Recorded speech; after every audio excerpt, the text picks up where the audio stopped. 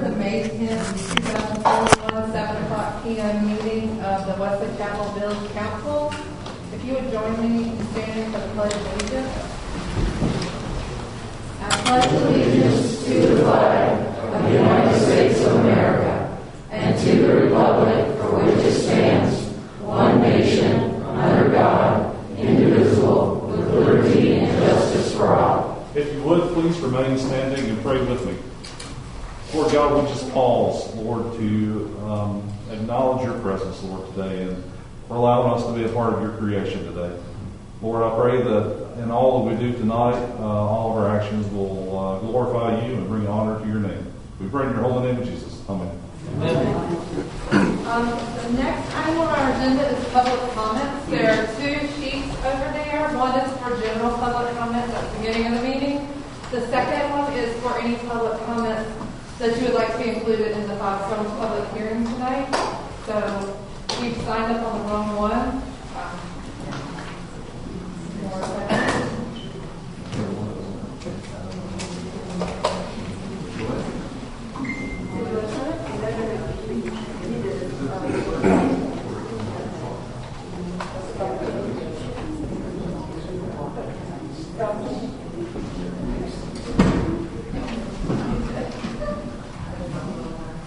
Everyone is for the public hearing, no public comments.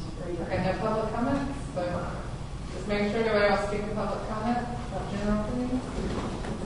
All right, so that brings us to item number 3, additions, deletions, and adoption of our agenda. I would like to remove, 2 things. In consent agenda, item A should say to approve minutes for the March 11th, 2021 special council meeting and the April 12th council meeting, not March. And I would like to remove item number 13, as we will be discussing performance evaluation at next week's budget meeting. And just because we do have a lot of people here, I was just real quick. We are passing a resolution tonight against a North Carolina House bill that would remove our ability to have tree protection ordinances. So if anybody would like to reach out to your local elected officials for our county, we would really appreciate your support in protecting the trees in Wesley Chapel. All right. Does anybody else have any additions, deletions? Motion to approve is amended. Second. Any further discussion? All in favor? Okay. That brings us to our consent agenda. I'll entertain a motion to approve the consent agenda. Motion to approve is amended. Second. Any further discussion? All in favor? That brings us to the finance officer's report. Cheryl? Okay, you have the April balance sheet and budget report.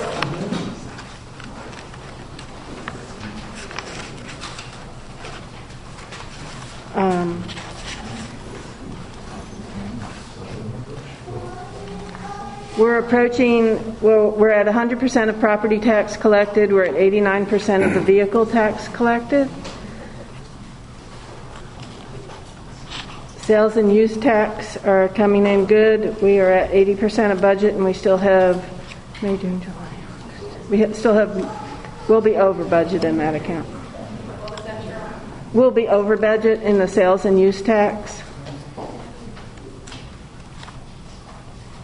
Okay, as far as expenditures,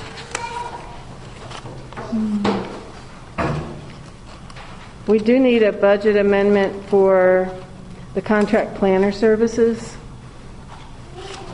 with the comprehensive plan expense for the survey that we had.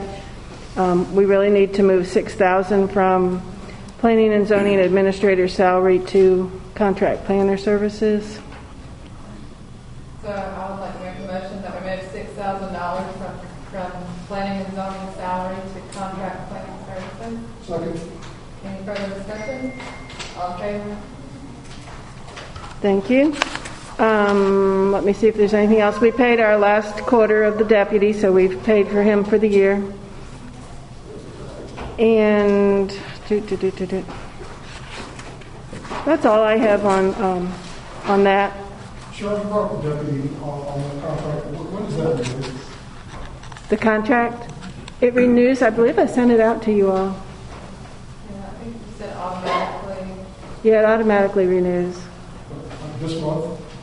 I can't say that. June. And Brandon was at which meeting, or was he at our? I checked, and because I was thinking it might be this month. It's next month he'll be at your council meeting.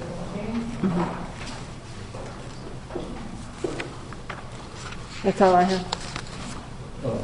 Question. Yes, sir. Cheryl, on the balance sheet, bottom first page, other assets, the 22,612. What was that? Okay, that's all related to the retirement system, and it's a state retirement system, and every year they have updates on the status of it. It's the deferred outflow of contributions to pension plan current year. Okay. Gotcha. It gets to be a little gobbledygook, yeah. Got it. Thank you. It doesn't come from us. Any further questions for Cheryl?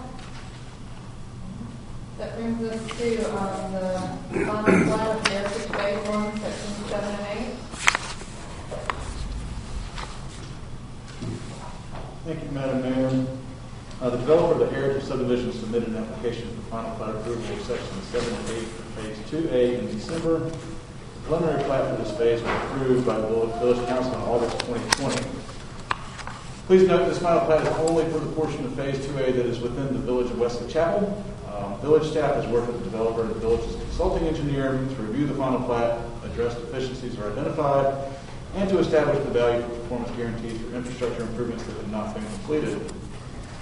Final review of the outstanding items was completed in mid-February, and all outstanding items have been addressed. The Planning Board did review this final plat at the meeting on March 22nd and gave a unanimous recommendation to the Village Council to approve the plat as submitted. The final plat checklist requirements have been determined to be complete, including all outside approvals and the establishment of the value of performance guarantees necessary to make such additional infrastructure improvements as required to receive final approval. The required performance guarantees have been submitted to Cheryl, and she has those in hand now. Based on the satisfaction of the subdivision ordinance requirements, staff recommends that the Village Council give approval to the final plat for Section 7 and 8 of Phase 2A of the Heritage subdivision and accept the submitted performance guarantees for the completion of the remaining infrastructure. Paul, is this the final approval on this for Wesley Chapel? We actually, I think this week received phases or sections 11 to 14.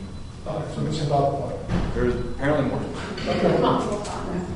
I know the majority of it is in in the intro. Indian Trail, and we only have a small portion of it. I thought this might be the final portion of it, but I guess not.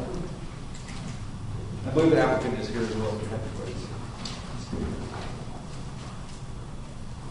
Any questions? David, did you have a chance to look this over? I didn't see anything that would cause any problems online. Everything's good. Therefore, I make a motion to approve the final plat. Second. Any further discussion? All in favor?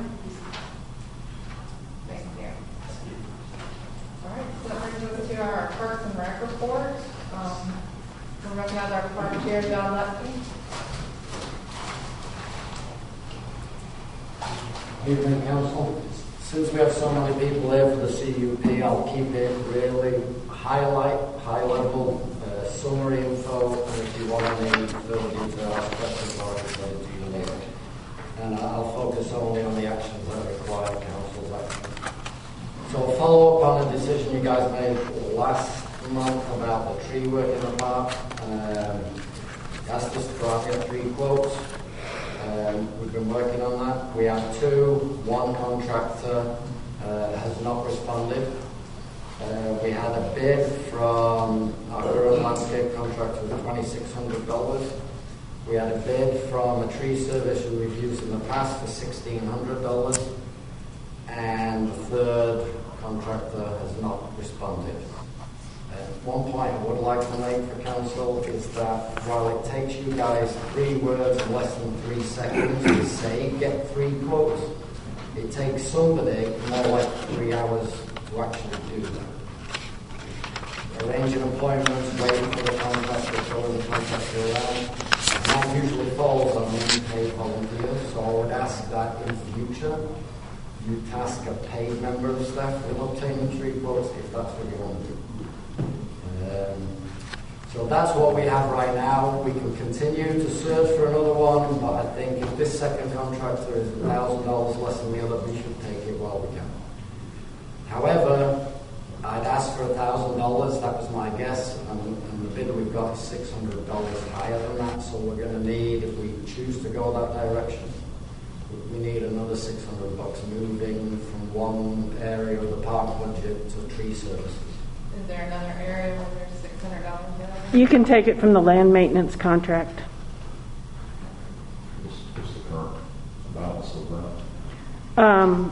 We've spent $34,650 out of $42,500, and we'll spend about $7,000 for May and June, so we should have $850 left. So I'd like to make a motion that we move $600 from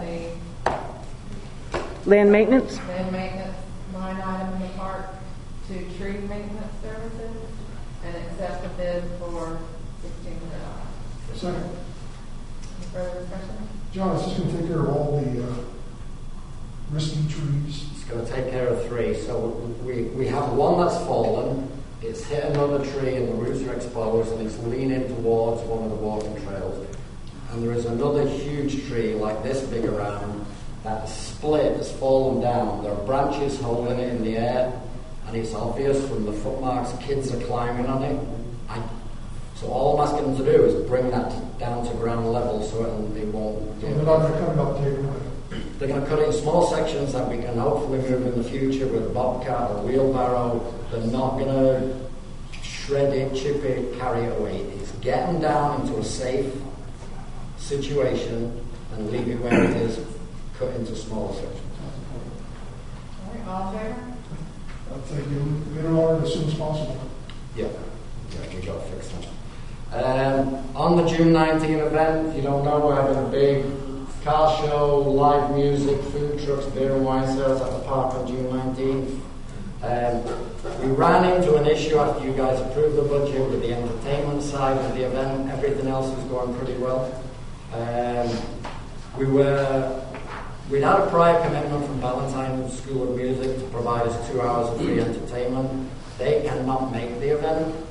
I did propose a solution that didn't require any increase in the budget, but some members of council suggested that we need more variety on the stage.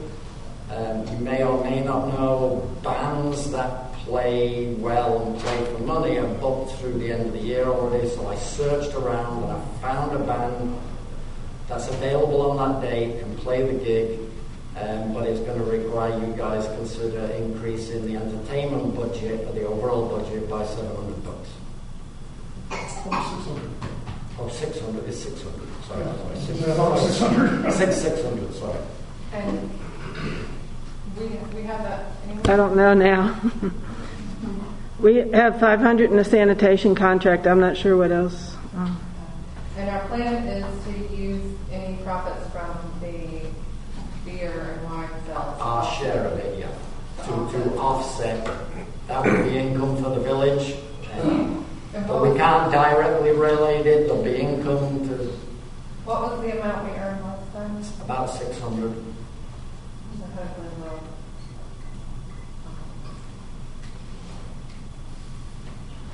So all beverage sales we do back cover. So the way the beverage sales work, the agreement we have with the Rotary Club of Monroe, they get the ABC permit, they do all the setup, they do the ID checks, the wristband, they sell the tickets, they collect the money, they serve the drinks. At the end of the event, we have the initial ticket number, we have the final ticket number, we know how many tickets are sold. Their finance officer tabulates the sales for us, So they've got, this is how much they spend for the beverages, this is the revenue you got, there's the difference. They chop it down the middle and they write a check to Wesley Chapel for 50%, and the other 50% goes into their high school scholarship fund. And of the last event, our share of that was Was $600. Approximately. Cheryl, do you know exactly That's what it was? approximate, yeah. It's been a couple of years. So could we make a motion to approve the additional $600 and we bind it in the parks budget somewhere? Or do we have to have that? There's 500 in sanitation. Are you going to have the plumber install the water fountain, or is that available? No, we're probably not going to do that this year. So Okay. there's $500 there as well. Okay, so take the 500 from the plumber and the other 100 from the sanitation contract. And can we also include council's motion, what bands we're contracting with and for how much? Okay. So, Can you list the bands for us? so we have a R&B soul soloist who plays keyboard, Lee Knox. He is $150 for approximately 1 hour. We're going to have to chop into some time for setup and breakdown and moving people off the stage, honestly. There's a solo artist who's going to play 70s and 80s acoustic guitar and sing for 1 hour, also for 150. Can I just get the names of them? Yeah, that's Jared Tugland. Then there is a band called Old Man Mafia. They are Southern Rock Blues cover band. They're going to do 1.5 hours for $600. And then there's this great band called 485 that plays 60s to present, upbeat, iconic rock and roll. And they will play for 1.5 hours for $600. And how much is their contract? Sorry? And how much is the last one? 600. So 600. the two bands that play an hour and a half, the 4-member bands, so everybody's getting about the same per individual. And do we have a contract signed with everybody? We don't. I couldn't do that when you guys approved the budget. So they have made a commitment that they're available that day and they'll block it out. And I told them as soon as council says yay or nay, I'll let them know. I'm okay with it as long as we're going to redirect the profits from the alcohol sales to the cost of bands. So, One other question though, are we paying anyone for setup and sound and all that? Yeah, that was already in the budget. Okay. Setup is volunteers. Okay. And whatever help we get from my son will help out, and some neighbours will help out. So the actual transportation is set for the gears covered. Sound guy we are paying for, and we've had the same sound guy in the past. He gets paid very little when you consider he's going to have to show up around 2 and he won't leave till 8. He's getting $200 for that amount of time. John and I will be working from about 9 o'clock in the morning till about 10 o'clock at night. Yeah, So, for way less than 200. for nothing. And Amy did send out a volunteer sign-up sheet today. Maybe we can get it, we'll try to get it posted on the website, Facebook page, and Instagram. So we can go start the sign-up to volunteer. Okay. So I will make a motion that we move $500 from sanitation, $100 from, I thought it was 500 from the plumber and 100 from sanitation. to pay for the increased entertainment line item for the June department. When we make $600 in profit from alcohol, that's going to put that fund back. We make that stipulation as part of your motion. No, you can't do that. That's not an accounting possibility. Whatever Cheryl says is the bookkeeper. Just keep us honest. Okay. Do I have a second? Excellent. Any further discussion? All in favor? Thank you, Council. Most of the meeting we had last month was around budget preparation for the 2021 2022 budget year. You guys are going to get all the details of this before your budget meeting, but just in summary, it looked like 2020 to 2021 budget was around total of $217,000. What we initially proposed for the next budget cycle was 189,400. That includes both the operating budget and the capital outlay. We're going to make a few tweaks to that after the meeting. There were some suggestions. Maybe we increase some things, we decrease others. I'll get that to you before your budget meeting, hopefully by the end of this week. On the capital outlay, the biggest item, which we're asking you guys to consider, is the purchase of tractor and park maintenance tools. And the unanimous recommendation was that it's time for you guys to now consider a park employee rather than a contractor. And so of the capital budget we're proposing, it's a total of $75,000. 45,000 of that is getting ready for a park employee to maintain the park. If you do an analysis of the difference over 5 years, it suggests there's some saving there. In my opinion, it's a wash because you're kind of guessing at what the inflation rate is going to be for contract labor and all that. I'm going to provide you with the model and the assumptions I use. It kind of shows a wash or save $8,000 over 5 years if you make that capital purchase and hire somebody. But then it got complicated a bit because now I understand whether it's 19 hours and a full-time employee versus a part-time employee or a full-time employee and a seasonal employee. There's all these variables. I've not analysed all those variables. I think that's for council or finance officer to analyse. But it looks like it's time. The unanimous recommendation of the committee was it's time for you guys to do it. So the other things in the capital budget you've all seen before. Laurie had asked for a list of the priorities longer term. So all we did, we took those priorities that we had in that list we previously provided that were slated for this budget year and put them in the budget. Now, if you've got more money coming in and you want to bump some things forward from the years after that, feel free. All right. So the details all coming to you. I'll make the tweaks, get it to Cheryl. You'll have it by your budget meeting. Yeah. On the where you're recommending that position, do you have a job responsibilities and estimated time? And this, the duties, how many hours they'll spend on each activity, more than a full-time job, candidate requirements, suggested qualifications, experience. Yeah. So it means John right in time. So, and then you guys will have to decide, does it make sense for full-time person, a seasonal person? We'll get a lot more out of it than just mowing and blowing and applying lawn chemicals, which is all we do now. So we'll in there's things like helping prepare for events, helping clean up after events, doing some beautification projects, cleaning up fallen trees, debris, and that kind of stuff. So we'll get a lot more for our money, and it's not going to cost us any more than I think. so when you estimated the mowing, how did you figure out how long the mowing would take? Did you look at acreage or something? If I go to the park and I count the number of guys the contractor's using, and I see how long he's there, I'm like, 4 guys for this many hours, it'll take 1 guy the same amount of hours if you buy the equipment to do it. So that's how I do it. And then, based on other things, based on my own experience, I've blown the trails in the park, so I know how long that takes. I've chopped up trees in the park, I know how long that takes.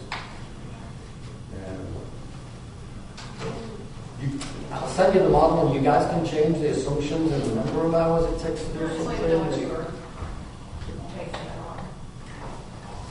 Based on what I see. All right. Anything else you need on the budget before I move to the last item? No. All right. So, Parks and Rec Committee unanimously voted to put forward the budget as amended at our last meeting to council for consideration. So that's what we're going to do. And the key part of it is that's difficult is the employee versus the contract. All right, the last thing I want to bring to your attention is We have a proposal. There's a Vietnam vet Marine that is in the park every day. And he approached me and said, hey, you shouldn't have one flagpole. He said you should have 3 flagpoles. And he said you should have the North Carolina flag and you should have the black, never forget those that were left behind, MIA flag, POW. So he said he'll pay for them. He'll donate flags and the flag. So I said, write it down in a proposal, send it into the village. He's done that. Where he needs help is with the labour. So I said, I will find you the labour.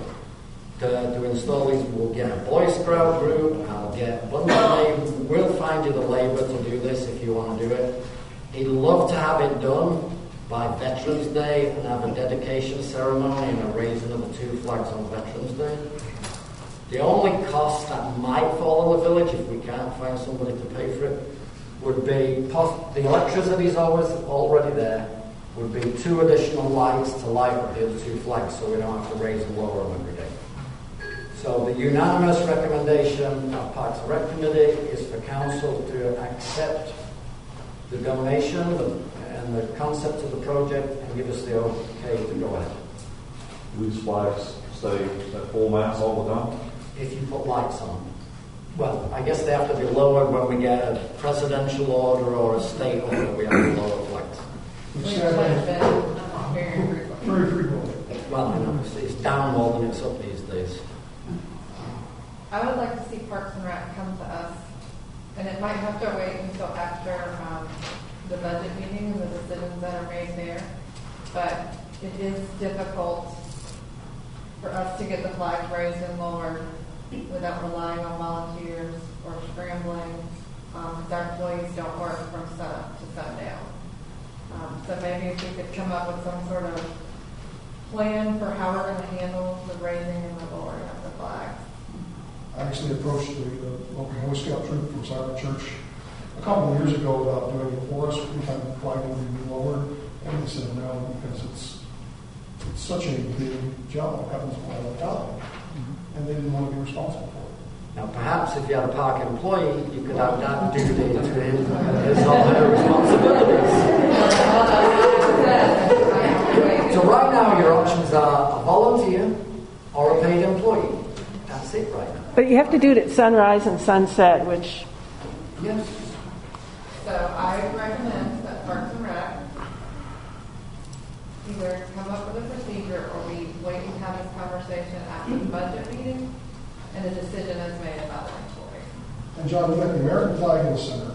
You got the POW flag. What's the third flag? North Carolina State Flag. Because I remember we had a conversation about the flagpole out here when the town hall was built. They wanted to put 3 flagpoles. The gray, white, and blue, the state flag, and then we didn't know what to put on the third flag because we don't have a flag for Weston Chapel. So The Waxhaw War Memorial looks exactly like that. So that's what he's envisioning. And we've got space between the central flag and the landscaping wall. We've got the space to put the flags apart. Yeah, there's the space we've got right there. And I mean, we do our best to pay staff and volunteers, but it has gotten to be a bit of a commitment of a time. I'm sorry, I'm not going to be able to wave a magic wand and come up with anything other than volunteer or paid staff. I'm not asking for a magic wand. I'm asking that Parks and Rec consider a procedure or policy for how we're going to handle it, or we wait and table this until after we make a decision about a park employee. If Veterans Day is November 11th, correct? Yeah, we got that. I don't want to jump and make a decision, and then we're dealing with the repercussions, because people complain when that flag is not lowered and raised up. Right now. Yeah, So they let's do. do it right the first time. So, that's not going to be helpful. Okay. It's disrespectful to have flags and keep anything properly. Right. So we're deferring the decision until after the budget meeting. Got it. That would be my I opinion. mean, it makes a lot of sense. John. All right. So let you know that we are in favor. Yeah, I will make no. It's new from Parks and Rec to Council. We got to figure out what we're going to do with raising and lowering the flag. Nothing happens in government fast enough. The past 12 years I've learned that. Anything else? Any questions for John? All right, thank you. Thank you, John. All right, so that brings us to the planning board report and comments from our planning. This is our planning board chair, Mr. John Souza. Good evening, Council. We'll give you a report from our last planning board meeting on April 26th. And I don't have our agenda for our next meeting, so Vaughn can let us on that. So in our last meeting, Mr. Boyce and Mr. Como joined us. Thank you very much. Gave us some updates. Talked about the county sewer restrictions, which I think sharing that knowledge means a lot to us. Again, understanding all the applications that come forward, all the development, good to know where we kind of stand. We don't hear that directly from anybody, so in fact, you got to show up, tell us what you heard at the council meeting or county meetings. It really helps. Thank you. And then some of the other things we went over. So we spent a good deal of time looking at the text amendments for the 160D changes. Vaughn was nice enough to go through those with us, but they look good to us. We didn't have anything really to object to. They seem to make sense for us, so we passed it on to you.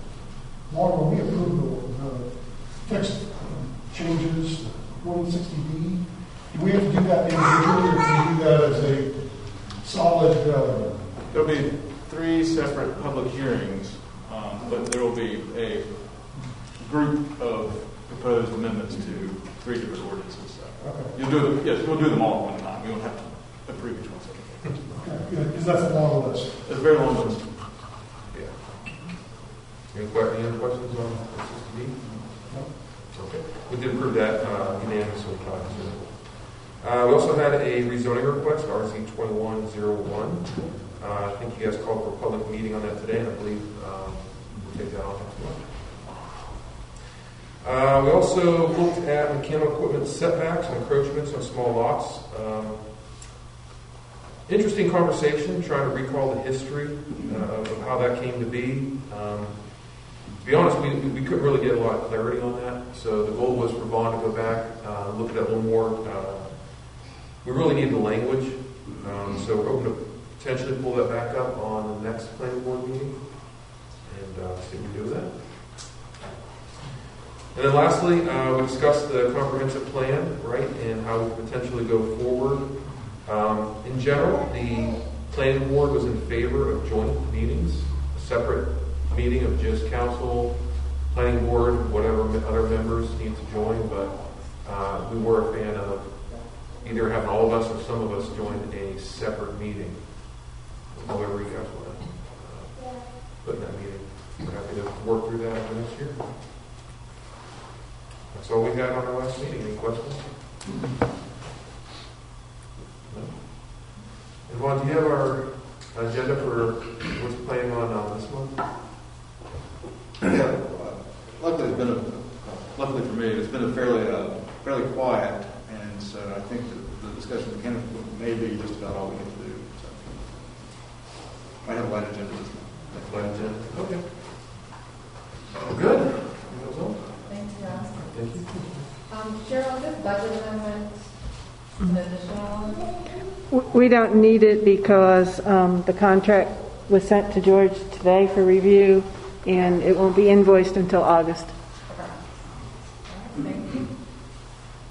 Okay, that brings us to the public hearing of a request to amend CUP 13-01, the conditional use permit for Fast Times Church. So I'm going to turn this over to Vaughn. On March 10th, 2014, the Village Council approved a conditional use permit, known as 13-01, for the construction and operation of the Five Stones Church, located at 1117 Cuthbertson Road. A permitted accessory use of the church was the inclusion of a weekday preschool, which was approved to operate at a capacity of 65 children and 20 teachers. The capacity limit was one of 3 specific written conditions agreed to by the applicants. The other being a requirement to construct a left turn lane on Cuthbertson Road and a requirement to have an officer present to direct traffic on Sundays during church services. It was recently brought to the attention of the village staff. The preschool is operating above the capacity allowed by the approved conditional use permit. Staff contacted the leadership of Five Stones Church and inquired about the matter and determined that in fact the church had exceeded its capacity limit for children and teachers as set forth in the conditional use permit. Presented with this circumstance, the village had the option to either pursue enforcement action up to and including seeking revocation of conditional use permit. Leadership of the church inquired about the possibility of seeking an amendment to the approved conditional use permit as a means of curing the violation. It was agreed that the church promptly filed an amendment application, but enforcement action regarding its preschool capacity would be set aside pending the outcome of the village council's decision on the proposed amendment.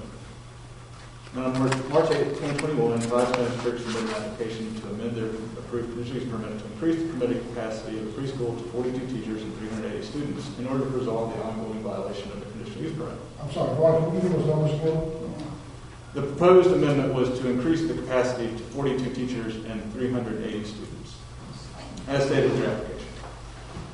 Please note the church is also currently pursuing conditional rezoning the property subject to this permit, as well as an adjacent tract that was recently purchased to expand the church campus to include a K-12 school. The pending rezoning, for which application is still currently not complete, which has been delayed by COVID-related issues and difficulties in obtaining approval of traffic study, with theoretically include provisions for the expansion of operation of the preschool, and the original timeline for that process, which began over a year ago now, would have resulted potentially in a resolution of the capacity violation approved. Planning Board held a public information meeting on the proposed amendment to the approved CUP at its March meeting. The minutes from that are included in your packet. Following a hearing from the applicant and other interested parties, the Planning Board approved the motion to recommend the approval of the amendment with the condition that the maximum number of children be set to 150 and a maximum of 25 teachers in attendance on any individual day of the program of the session. And the Planning Board voted on that 4-1 in favor. The Village Council will now hold a quasi-judicial public hearing on the question of the approval of the proposed amendment to the CUP. As this is an evidentiary hearing, the applicant will be required to submit sufficient competent evidence to show that the proposed amendment meets the standards of the ordinance, as well as the required findings that the Village Council must affirmatively determine if the amendment application is to be approved. Any testimony or evidence submitted by persons opposed to the approval of the amendment to the conditional use permit is held to the same standard of competency and relevancy. Given the nature of the hearing, the Council's decision and finding of fact are required to be based only on the evidence and testimony given at the hearing. Any ex parte communication, meaning outside of the hearing with the applicant or other parties with an interest in the project, is required to be disclosed. Staff has mailed notices to all owners of adjacent properties, advertised the hearing in the newspaper, and posted a sign on the property in accordance with statute. At the conclusion of the public hearing, the Council will deliberate on the question of the approval of the amendment to the conditional use permit. Specifically, the Council should address each of the required findings of fact individually to ensure that all are adequately considered. If the Council affirmatively finds that each of the required findings has been met, it should vote to approve the amendment to the conditional use permit. If any are found to not be met, then it may either vote to include a condition to address the deficiency, if agreed to by the applicant, or deny the amendment to the conditional use permit. And at this time, I will turn it back over to the Mayor. Question for George. On disclosure, when does that need to happen? At the beginning of the hearing. Okay. But there, Amanda will ask a question, I'm sure, of all of you as to whether or not you can or have any bias or fixed opinions that would constitute bias or a conflict of interest. But the hearing hasn't been opened yet. So I will open the public hearing for the CUP Amendment 13-01 conditional use permit for Baptist Church. Do we swear in first? Okay. So anybody who's planning to speak tonight for the applicant or against needs to be sworn in. We can do it at one time, but our clerk does have to get your name and swear you in. Do you come over here to the planner's table? I have the list, so if your name is not on the list, this would be the time to get your name. Okay. Is your name on there? Yeah.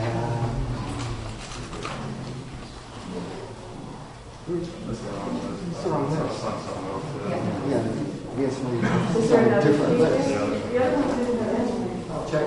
Yeah, it had 4. Yeah, we were 1, 2, 3, 4. I think you all signed that after the meeting started. That's why she doesn't have it. Sorry.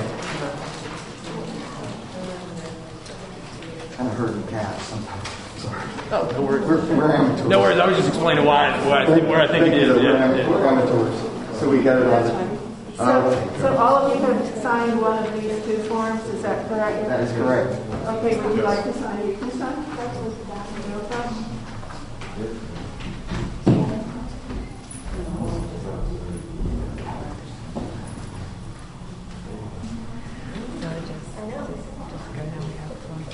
Anybody else that wants to sign?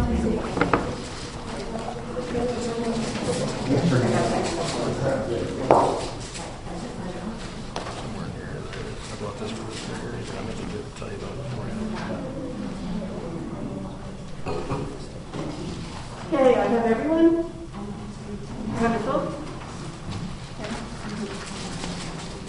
This is our Bible, and I know with social distancing, just pretend you're putting your left hand in the Bible and raising your right hand. And I swear to tell the truth, the whole truth, and nothing but the truth with regards to this matter. Yes. I do. Thank you.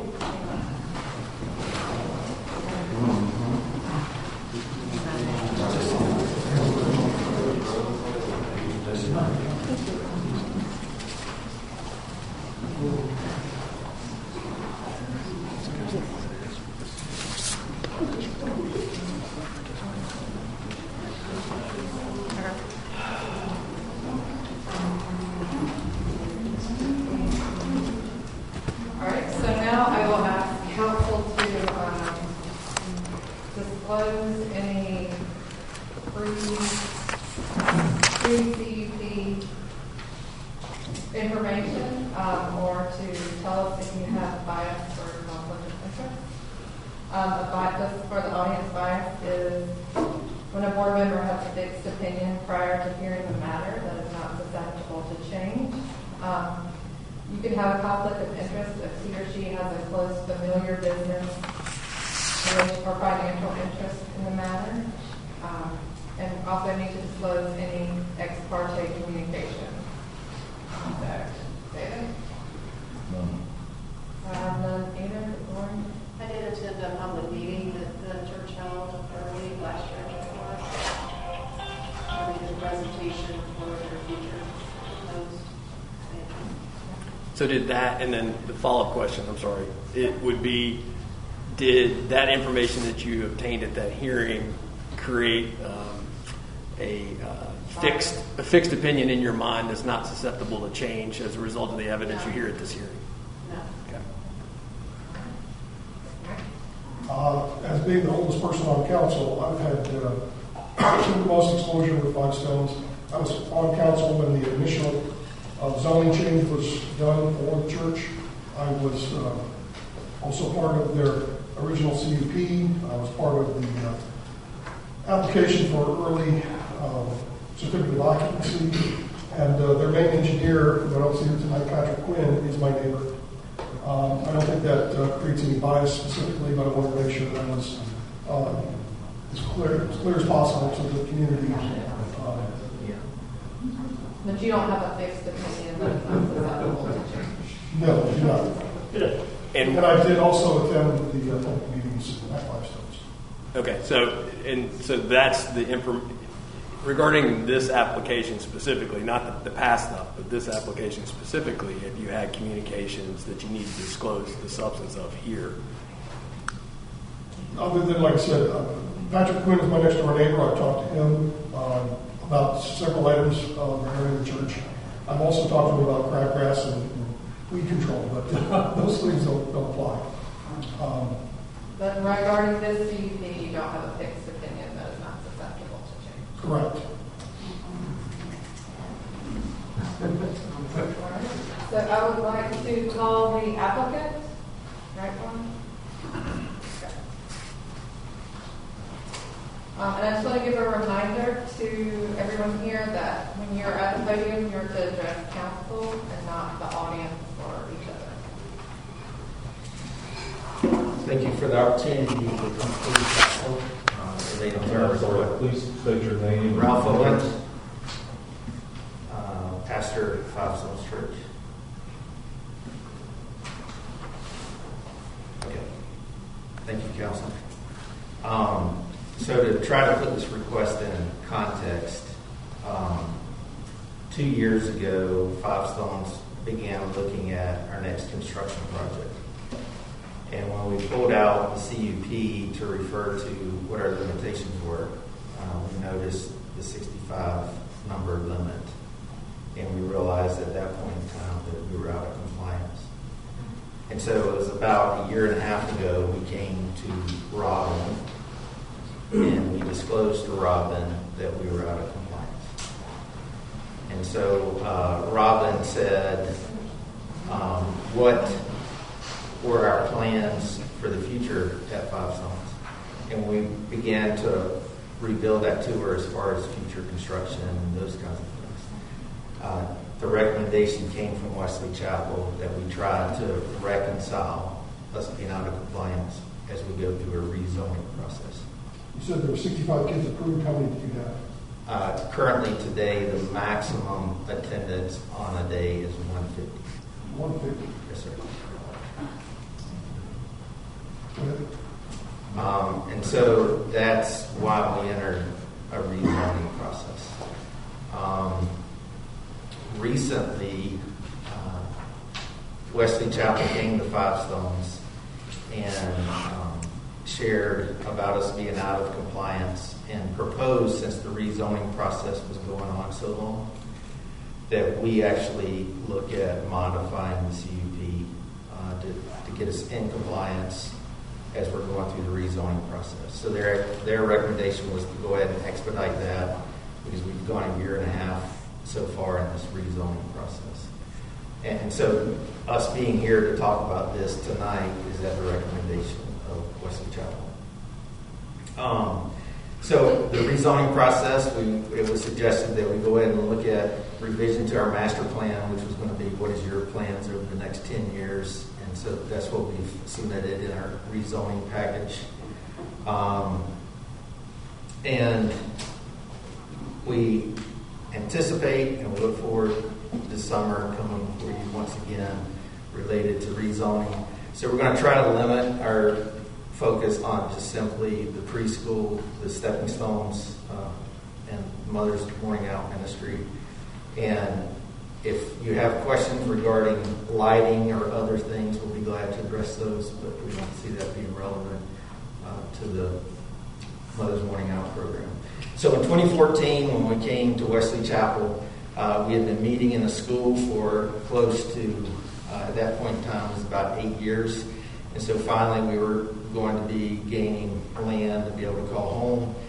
And so we began the process of the conditional use permit. And so we had a vision of what we thought might happen on that property. And one of those was, how would we reach preschool, elementary, middle school, and high school families outside of a Sunday? We realized that preschool families are looking for a place, a safe place, a quality place for their preschoolers, and to give moms a break and be able to do things. And so we elected to look at doing a Mother's Morning Out Ministry, which is a 9-to-1 program. Most of those kids go two days or 3 days a week. And so we were unsure of the need here in Wesley Chapel. We were having a difficult time finding other churches who were doing it. And at the same time, we did not know exactly what our building was going to look like. And so walking through that with Wesley Chapel and us not falling under a typical program of a preschool, at that time the zoning and planning administrator, Bill, suggested that we actually looked at limiting the number of preschoolers that would attend. And that was based on a projection that maybe we would have 6 classrooms, and the size of those classrooms may limit occupancy anywhere from 10 to 12 kids per room. And that's where that 65 number came from. However, as we actually began looking at what we were going to build, I tried to provide you some plans. That first sheet is actually the master plan that was in the original CP. And then the second page is actually the floor plan of what we built. And you'll see there's actually 6 classrooms, which are in the green, and then there's a large elementary, large group room, and then some accessory spaces there. And so now we actually knew what we were going to be building. And it's easy for us to immediately default to infrastructure as far as traffic and utilities and all those kinds of things. As a church, we really look at a community based on the health and wellness of families and the family unit, and that's our primary focus. There's probably 3,000 individuals in the community who consider Five Stones home, if they were all to come at one time. So what we find ourselves with is we actually, if you have babies and preschoolers, it's less occupancy per room. If you have older preschoolers, then the occupancy actually increases. And so we found that rather than parents choosing either doing a 2-day-a-week program or a 3-day-a-week program, many were actually choosing more like a 4-day-a-week program, which that increases your numbers. We also saw that fewer people were desiring baby and young preschoolers. Most of them were desiring options for older preschoolers. And so that allowed us to put more kids in a room, which that began to drift upward towards us having 150. We also found that the quality of the ministry that we provide from 911, that we began to gain quite a reputation, and we've maintained a waiting list every year. Matter of fact, re-enrollment for this next school year was at 99%. And the past 2 school years, Stepping Stones is actually in 2019 and 2020 has won award in Union County as the best preschool in the area. And so while it's a Mother's Morning Out ministry, we don't consider it just simply child care. We really try to invest in the mental, emotional, and even the spiritual well-being of the young ones. Yes, ma'am. So when you speak of a preschool, and then you speak of the Mother's Morning Out program and Stepping Stones, are those all three the same thing? Stepping Stones is a Mother's Morning Out program. What the state would define as a certified license required would be anything more than 4 hours during the day.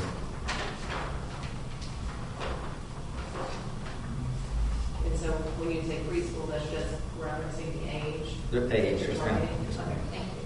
Yes. Thank you for clarifying.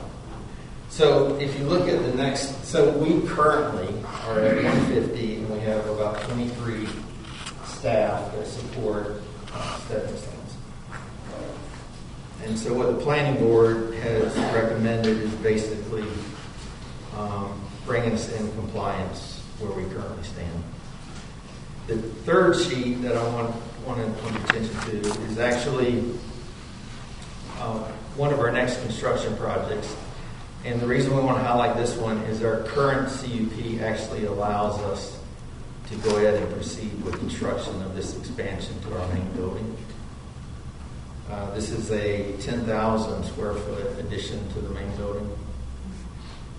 And you'll see that in this, over on the right side, it includes an additional 7 classrooms. And it shows conversion of our existing large group space to add 3 additional classrooms. So this is basically an additional 10 classrooms. And so while our current setup supports 150, we believe this expansion will actually support an additional 105 preschoolers. And so while original request surpassed 300, we would actually like to come before you tonight requesting that you would consider us having 255 preschoolers based on this expansion and 40 staff to care for those 255 preschoolers. The Five Stones,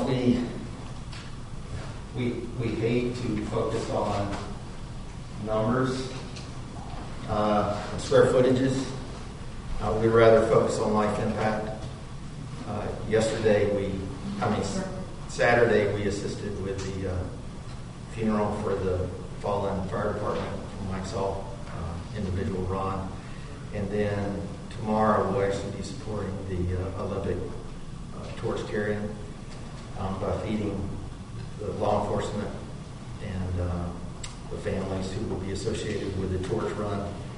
And Wednesday, we'll be supporting a young mother who overdosed, and the Waxhaw Police Department reached out to us asking when we do something to celebrate this woman's life. And we appreciate the mission of Wesley Chapel, which is we recognize the village to be a great place to live, work, and raise a family. We desire to instill in its citizens a strong sense of pride and ownership in their community. And at Five Stones, we truly try to leave that out. But we know that numbers and square footage are important. We believe we currently have the infrastructure in place not only to support this, but even additional growth.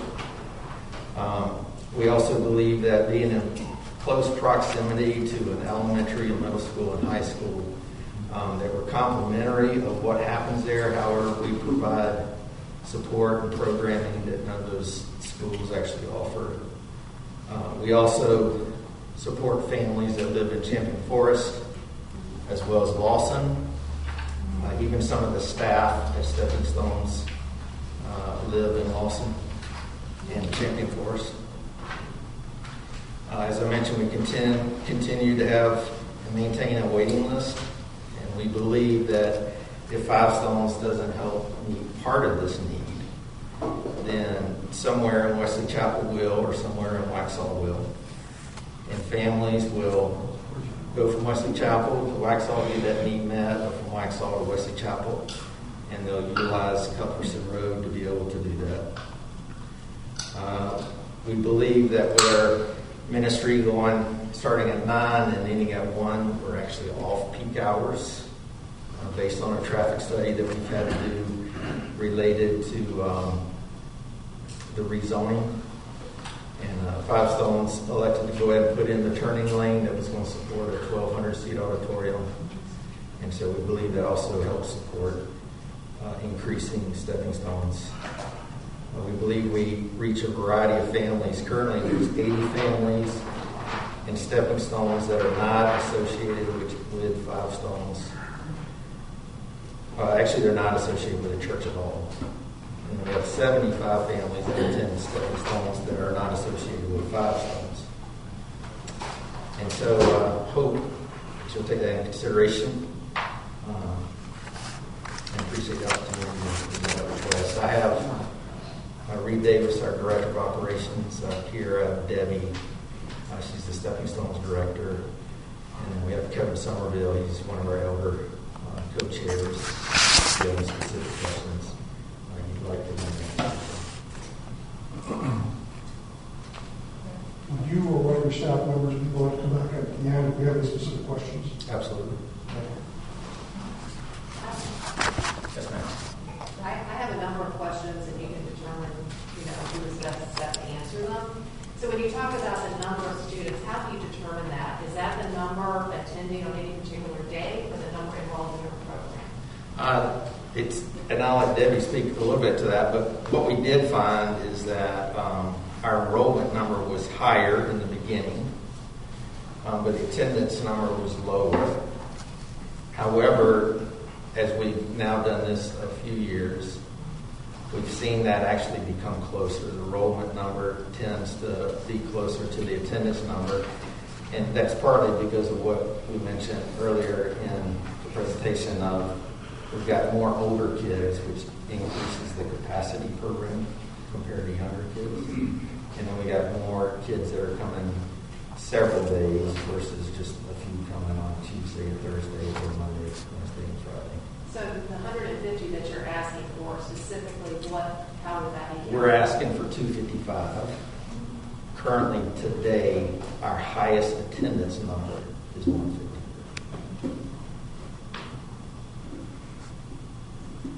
Is that correct?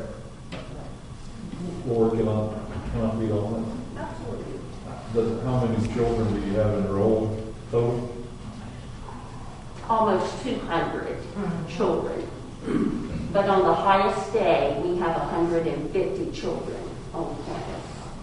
But what we're seeing is that instead of more 3-day, 2-day, where your enrollment is larger, we're seeing that more parents are opting to come 4 or 5 days. So our enrollment is shrinking, but yet those children are on the campus more often. Does that make sense?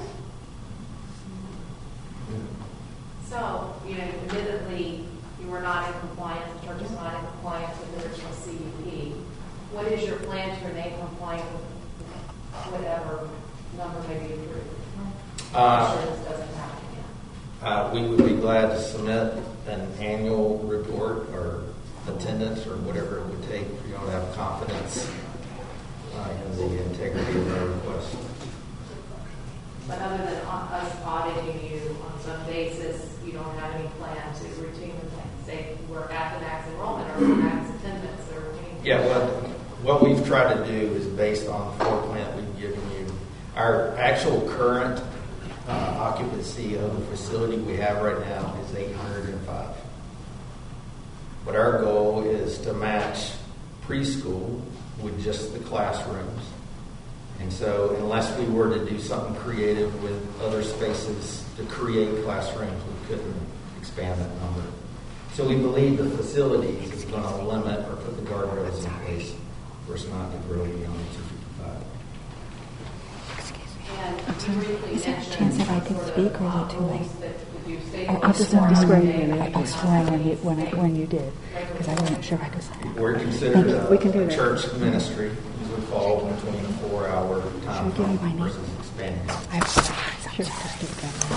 And then how do you, It's okay. how did you determine Thank you the so number of much. I staff? appreciate it. Simply based on the number of kids, it's basically 2 per classroom and then accessory. To be honest, I'm not sure how the recommendation came of the original 20-something staff based on 65 kids. So as you envision your future layout, are you designating classrooms? Are you going to be looking at enrollment by age that will limit the number of staff or the number of children? So looking at that last sheet that we gave you of our proposed floor plan, that's defining not just only the number of preschoolers, it's also defining the number of staff.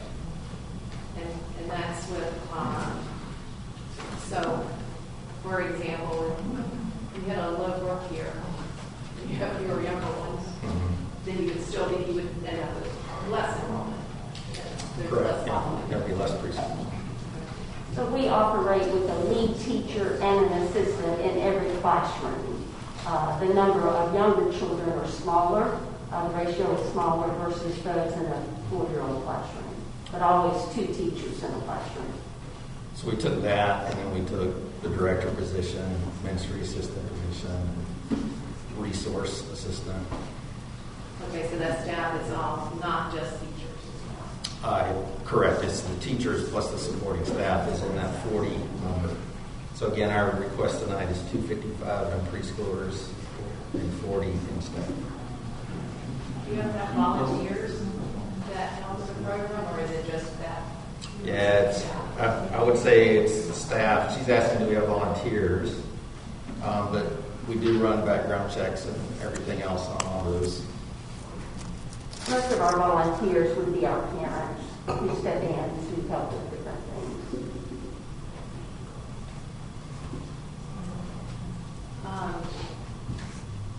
And then you decided on 9 to 1 as your hours of operation. Did those hours ever change? No, ma'am. Do the days of the week ever change? No, ma'am. Do you have events other than the Monday through Friday, 9 to 1? Do we have other events? Graduation.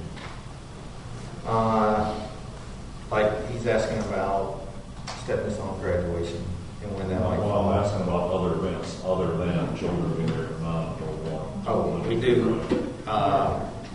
Men's groups meet at 6:30 in the morning. Specifically for the preschool. No, we have had a Christmas musical We did not this year because of the pandemic, but that's one time a year, one evening. And then we have a graduation during the school day for our 4s and TKs. So you don't do any other programs, kind of to David's point, no other programs occur in the church between 9 and 1 except for this one particular program? No other That's correct. programs or- Yes, there's really no other places that we do anything. That's correct.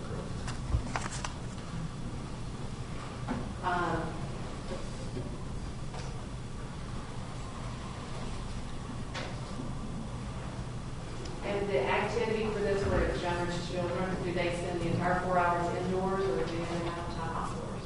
We do have a preschool playground for the little ones, and then do the older preschoolers use the old upper playground? Mm-hmm. Yeah, We so use we have the playground. a playground in the front, and we have a playground in the back,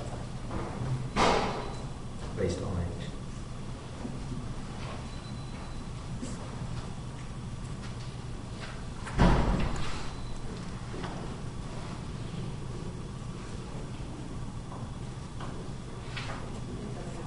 All right, now, thank you. Thank you.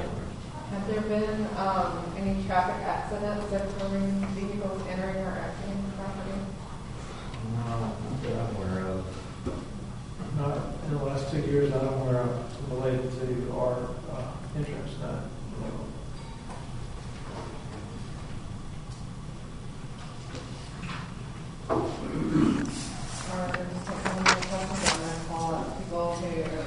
Anyone who is sworn in who is speaking on behalf of the applicant, you're invited to come up now. You have 30 minutes.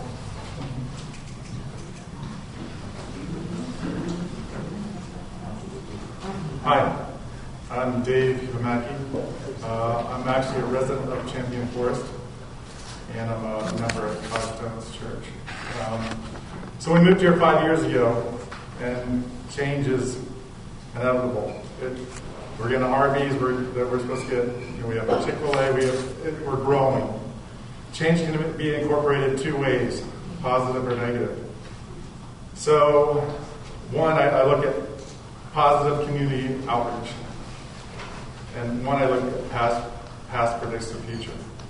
So, on the positive community outreach, Five Stones fed 14,000 people during COVID. They delivered 500 meals at Thanksgiving and Christmas. I think we're the only food bank that actually delivers food in Union County at this point.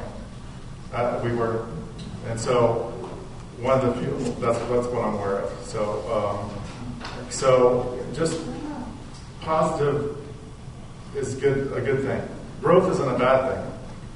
So, and like Pastor Ralph said, is that if it's not going to happen at Five Stones, someone else is going to come in, and it's going to be maybe worse, maybe better, who knows? But the thing is that we got to look at the past to predict the future, and Five Stones has had a very positive impact on the community. From a couple of years ago, Make-A-Wish Foundation with a girl that had cancer, that we did the big parade through Wesley Chapel and Waxhaw, to the firemen, to just constantly saying, what can we do? That's what I want in my community. I want a business that says, well, how can we make the community better? And Five Stones has definitely made that better, in my opinion. Thank you. Anyone else speaking on behalf of Five Stones? I'm Debbie Manley, and I'm the preschool director there at Stepping Stones. And in just a few weeks, we will finish out our 4th year there. And then in the fall, we will get to that 5-year milestone. I have been in preschool work for about 4 years. And when I first started, preschool was a luxury. Children who attended preschools then basically had parents who both were working outside of the home, or those children were going to private schools where the parents wanted them to have a strong educational foundation.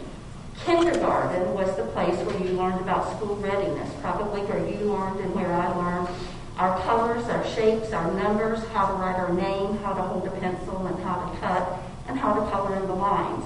But that has changed through the years. Those things now happen in a quality preschool. And if a child has not been in a strong preschool, they are basically challenged when they get into a kindergarten environment. And there's a gap between those who have been in a good preschool and those who have not. Not always, but usually that is the case. Children who struggle in kindergarten will struggle throughout school. So there is a strong need for quality preschools in this area. And Stepping Stones is one of those preschools. Certainly readiness skills are taught from our youngest children to our oldest child. But we also weave into the fabric of their day basic life skills and biblical principles. And so we're teaching the children to come up under authority, to respect authority, to take care of the things that we have. We're establishing strong values and a sense of right and wrong. They're learning how to make choices, accountability, and sometimes there's consequences that go with those choices. But they're also learning about grace and that tomorrow is a new day and we get a new opportunity. They're learning that God made them and that He loves them. They're learning how to be a friend and to include others and how to be kind, how to be a problem solver, and how to resolve conflict. And at Stepping Stones, they're building confidence. And they learn that sometimes we have to do things we don't want to have to do, but they're learning coping skills through that. And we somehow think that all these things just magically happen at a certain age, but that's not the case. The preschool years are the formative, impressionable years where the foundation of life is being built. And so a cord of 3 strands is not easily broken. When you've got the home, the church, and the school all reinforcing the same thing and teaching, it's etched in that child's heart and in their mind, and so much easier for them to live it out. And tonight, when you go home and watch the news, there can be no doubt in our minds that we need to be teaching our children, intentionally teaching them life skills and biblical principles. And Stepping Stones is a safe place for us to do that. But Stepping Stones also ministers to the families. Oh, sorry. Okay, so thank you. Anyone next for Five Stones? Good evening, Council. How you doing? So I was just made aware of this today. Your name? Oh, I'm sorry. My name's Kerry Lowry. And your address. Do it? And your address. Oh, 5509 Marchetti Drive, Waxhaw. I was just made aware of this today. I knew nothing about it, and I was asked if I would come and share, and I jumped at the chance of doing so. I am a parent of a child at Five Stones. His name's Jacob, and he is 5 years old, and he will be graduating from that school in a couple weeks. He started there at the very beginning when the school was still, we had to meet in the Methodist Church before the building was finalized. He started as a 2 or 3 day child. He's now 5 day. He wakes up every day. He can't wait to get there. He wants to be there. His friendships have come out of that school. The friendships that he's created, the friendships that he has extended on to us as parents. Many of us parents are friends who have met there, who have built relationships there, who meet outside of that community, who created our own community outside of just Stepping Stones because of Stepping Stones. My child has learned, this is my youngest of my 4 children. I've got a 21-year-old, a 20-year-old, and a 15-year-old on top of my 5. And the knowledge that he has, the preparation that he has is far beyond what even my other 3 children had as he goes into kindergarten in Newtown next year. He is learning more than just letters and numbers. He's learning how to grow a lima bean plant that he started in a little plastic bottle with a bunch of paper towel and water that is now this big, just a few weeks ago. He's learning the life skills of writing and speaking and articulating. He's learning his math skills. He's learning his reading skills. He is more than prepared, and I've been told that he's ready for kindergarten, even though I was thinking about moving back again. And so he's more than prepared. He's ready for kindergarten, and he's ready to take off on that in that arena. And so, as I really think about what Stepping Stones has provided for us, it's more than just my child being in the school. It's a place where many parents needed a place to put their child because they're working parents. And if there is not a stepping stone in this community, they're going somewhere else. And there's many people in my neighborhood who have their kids at stepping stones as a result of it being a great school and the popularity that it has created over the last 4 years.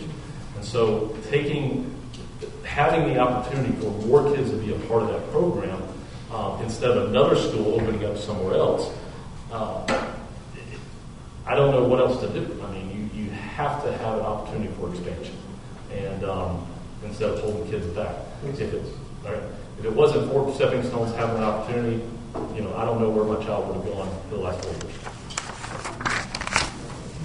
Anyone else for a question? Good evening, Council. Kevin Summerhill, 6530 Bunnywood Lane. Thank you very much for giving us the opportunity to be able to speak tonight. And I just want to spend a couple minutes, or moments, I don't have minutes, to be able to talk about the impact of Five Stones, talking about it being the fabric in the community, church being a faith-based fabric in the community. You heard earlier some of the impact that the church has. As I looked at this, I wondered why, we actually heard Pastor Ralph mention earlier that it's a mom's timeout ministry. The ministry piece is the focus. As I look around at other churches here at Wesley Chapel and in some of the surrounding areas, I wondered why the other churches didn't have limitations put on their areas of ministry. So we're not a school, we're not licensed as a school or a daycare or a ministry. And so I can't speak for why that limitation was put on during the original CUP, but I don't know why the village would see a need or an interest to limit to any number a ministry of a church that has had a profound impact in this community. There's life transformation, there's marriages that are transformed, there's anxiety and depression that's navigated through, there's suicidal tendencies where people can find hope in Christ and Christ alone. And so I want to make sure that the council understands the impact that every ministry, not just Stepping Stones, but every ministry that a faith-based ordination has within the community. Thank you.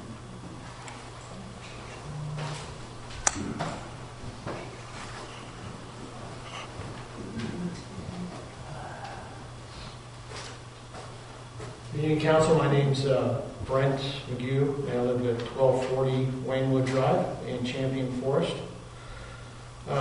We've been here for about 5.5 years, and our family's moved around a number of times. And we've had the opportunity to move away from here, but we've decided to stay and call this place home for a number of reasons, and one of which is the feeling of a community one can feel when they move into Wesley Chapel. All the positive things that go on really contribute to that, and it's a whole picture. And one of those positive things is Five Stone Church. I've had the opportunity to serve and volunteer and see firsthand with the pantry work that they do and some of the homes they go in to serve the people. And that's an extremely positive thing that happens in this community. So I wanted to come today to express my opinion and my feeling of how positive Five Stone Church is on my family, and I think the rest of Wesley Chapel. Thank you.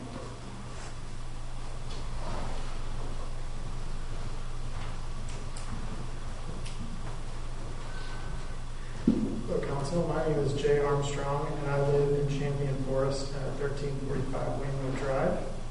My daughter Julianne has been going there for 3 years. The education quality has been fantastic. It's been a real joy to see her grow with the school.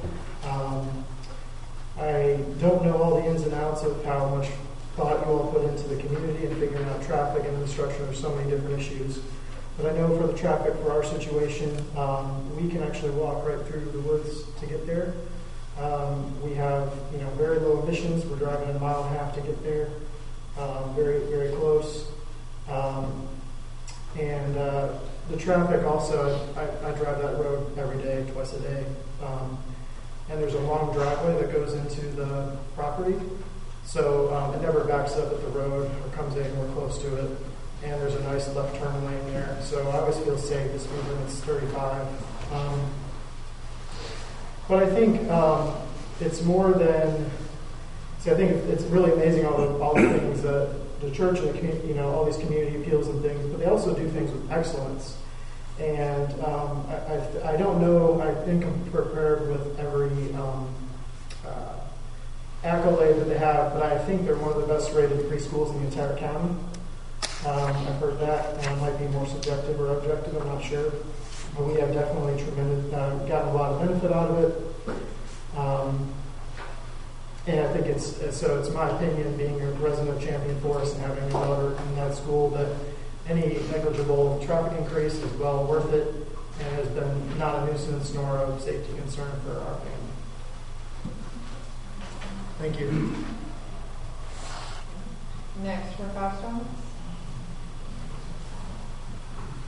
Then everyone who is sworn in to speak on behalf of the applicant. Okay.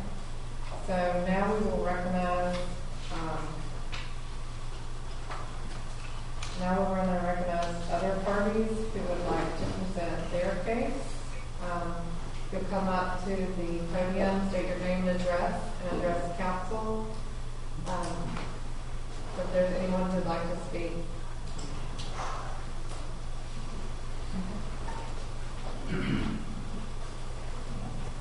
And how much time did you say we had? 3 minutes.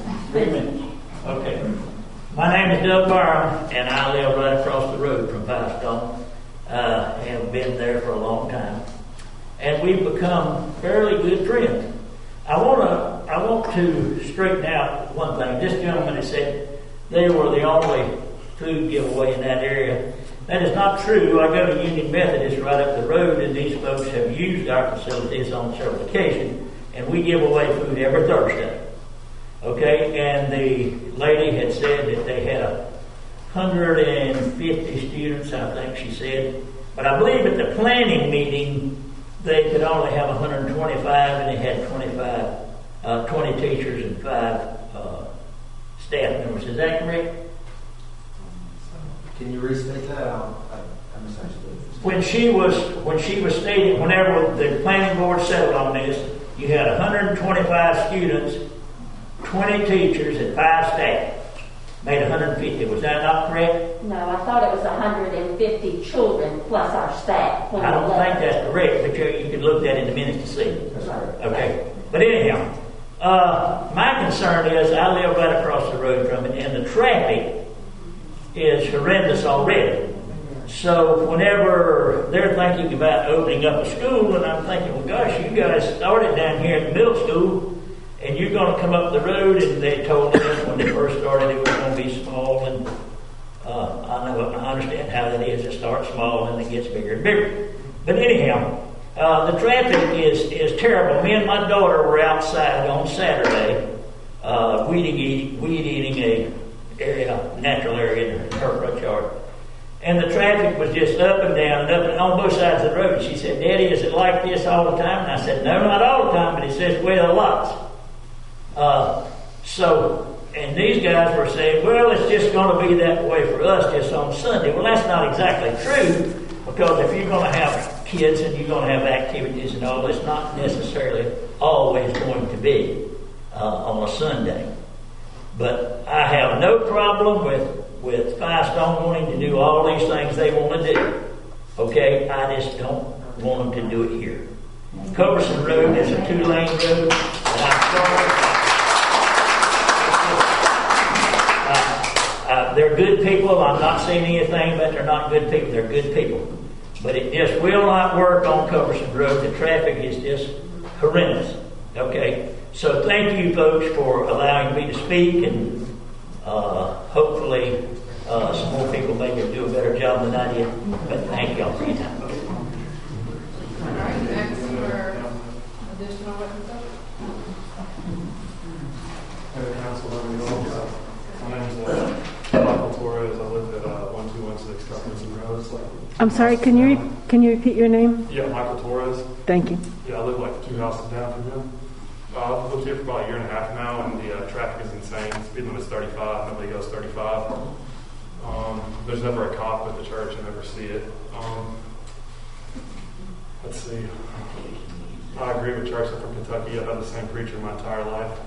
I understand it's just interesting to me whenever church turns into a business model, and it's about obviously making money. There are several churches, several preschools, TK, transitional kindergarten preschools, one right up the road, Aldi, which is clearly going to add a lot of traffic to Culbertson Road anyway, since Aldi is essentially connected. That's all I have. Well, yeah, I think the traffic's crazy, and that's pretty much my only argument. Yeah, I guess whenever church turns into like a money-making thing, it's kind of when it gets questionable for me. But, I don't know. Appreciate it.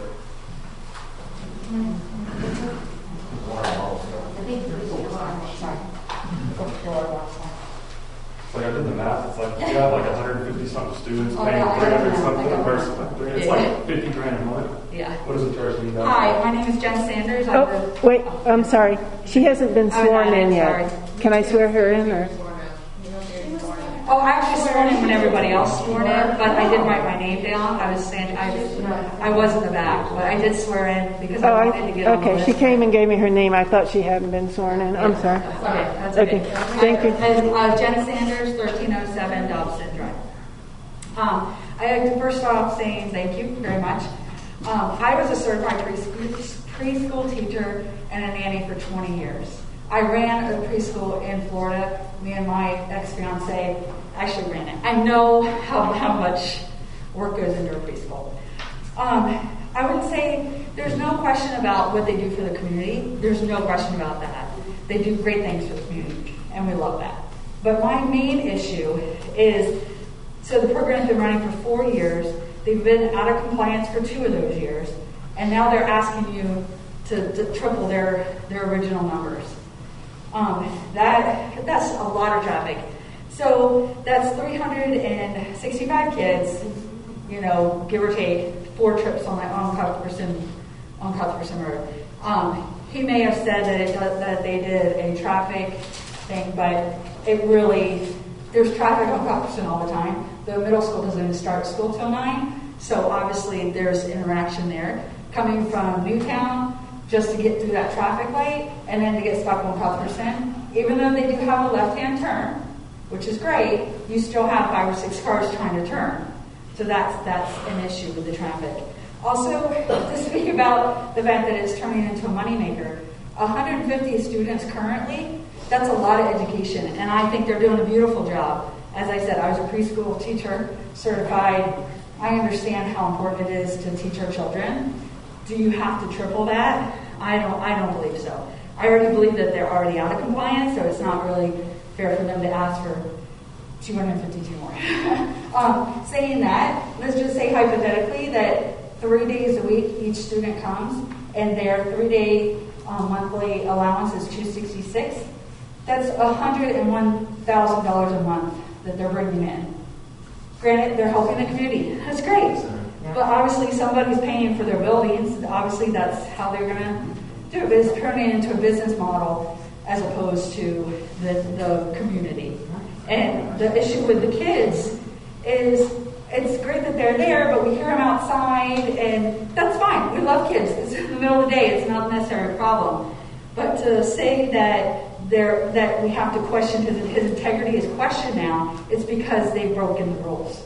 They've already gone out of compliance. So to say that we're going to trust that they're going to be in compliance, I'm not necessarily sure. So thank you very much for your time.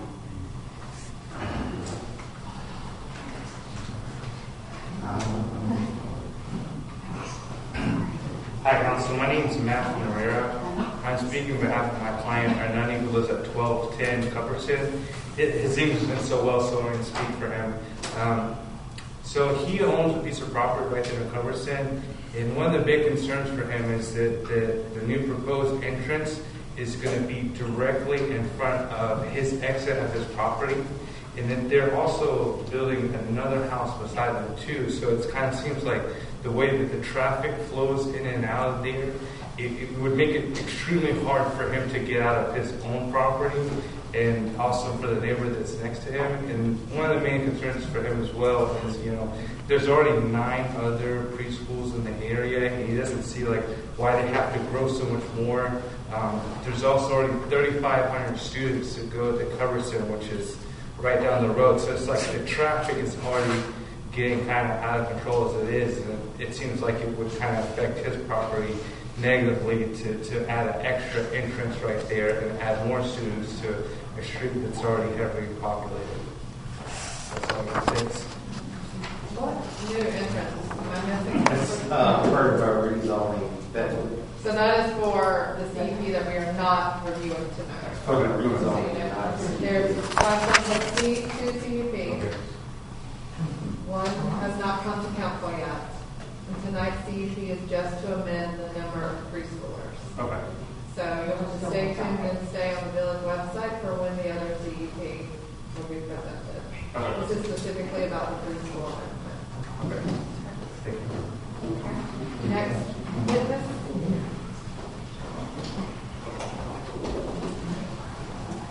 I'm Lisa Turkers. I've lived at 1109 Cuthbertson Road, right next door to Five Stones, for almost 30 years. I appreciate very much the Christian work that Five Stones says that they do. I appreciate that they serve a lot of families from Waxhaw. What is hard is that my daughter, who's here tonight, tried to get into Five Stones and into their Stepping Stones program and was denied. And I think it's a little deceiving when they say they serve the people in Wesley Chapel, because I believe they're serving from other places, but when Wesley Chapel families try to engage with Five Stones, it's very complicated. I would also like to say that I very much appreciate that a preschool is teaching life skills and biblical principles. But as a neighbor of Five Stones, I cannot say that I have experienced what the Bible says about being a good neighbor. I live on my property by myself with my children, and I have been treated very poorly by Five Stones.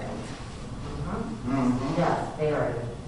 And most recently, they have put in a walking trail, which they never even called to tell me that they were going to do. And when they give tours of their church, I've had 2 different churches call me and say they point out my house, they tell people I live there. I write books for a living. I've had problems with stalkers this year. And I have made it known to 2 different representatives at Five Stones that is the case.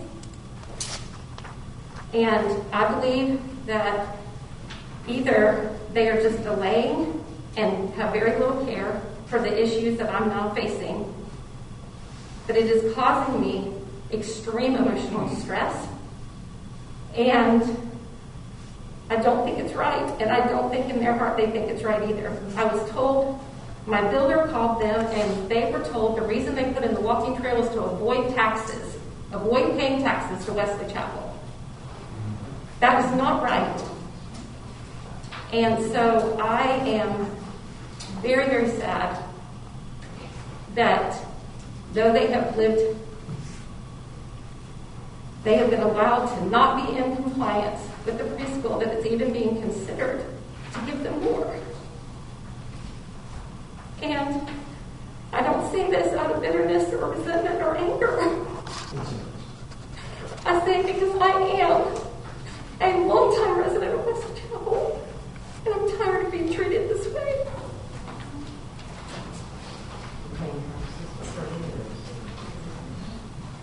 All right, next, is there another witness for? Yes, ma'am. My name is William Houston Ruley Jr. I've lived beside Lisa for 23 years. I live at 1015 Cuthbertson Road.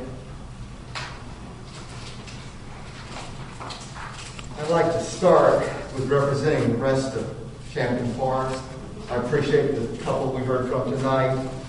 But Richard Stevens, who is the Homeowner Association president, was also at the planning meeting. He had cancer removed from his face today. He's unable to come.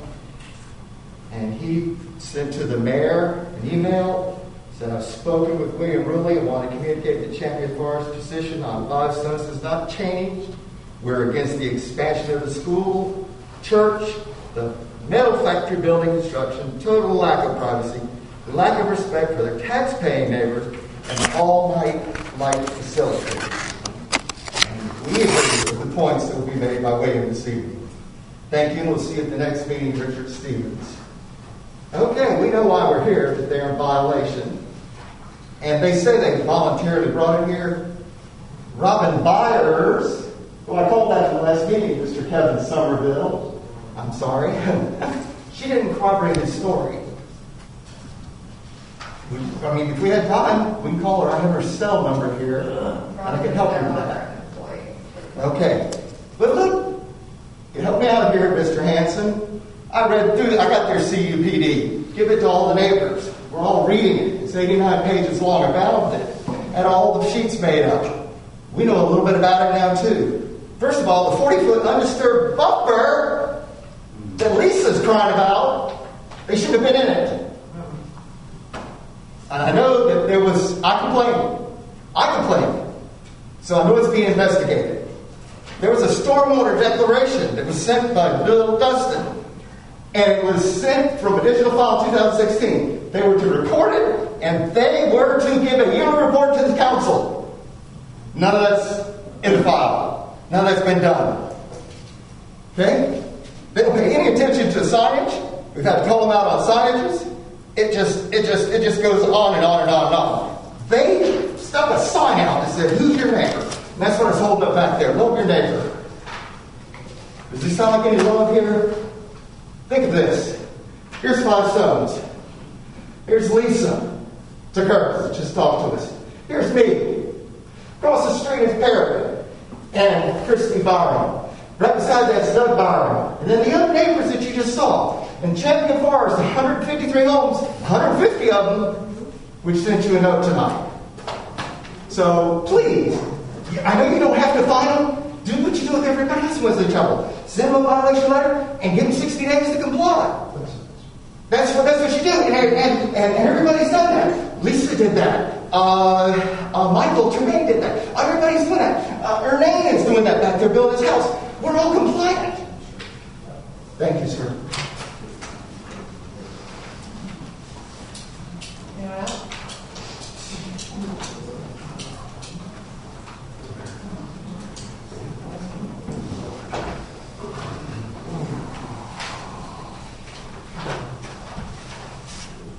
Good evening, Council.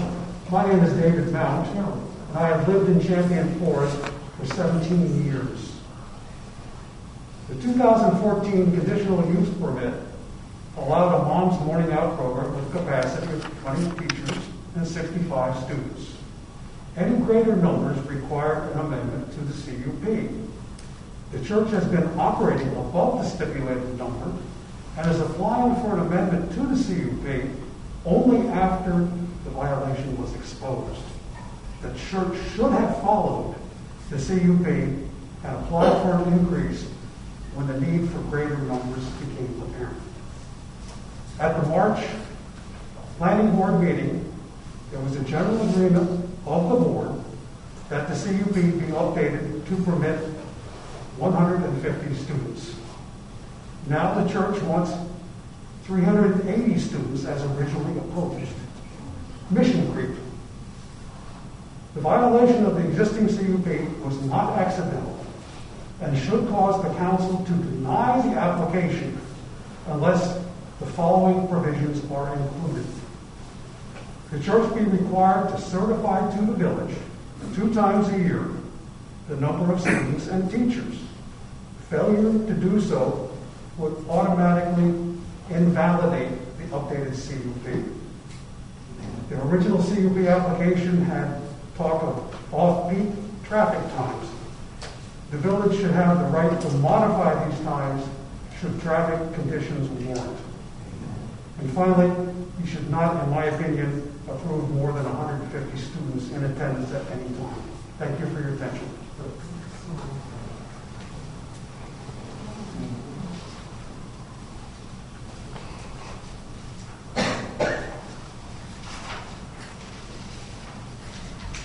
Good evening. My name is Dwayne Foretti. I live at 1121 Greenwood Drive in Champion Forest. I just wanted to expand on the original gentleman in the red back there. He talked about the traffic situation on Cuthbertson Road. I am an original owner at Champion Forest. I've been there about 15 years. And I'm sure you're all aware that Cuthbertson Road used to be just a farm to market road. And I remember when we first moved in, you couldn't drive any faster than 35 miles an hour on the road. It was so bumpy and wavy.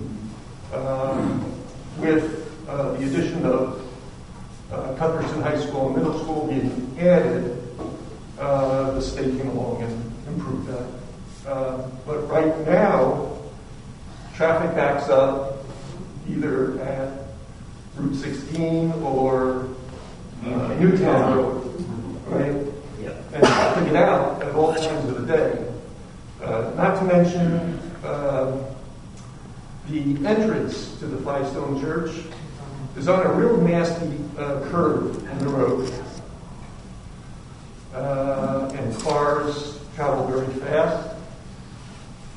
And I know that certain times during the winter, it gets real icy there because it's fairly well treed and the road doesn't dry off very well.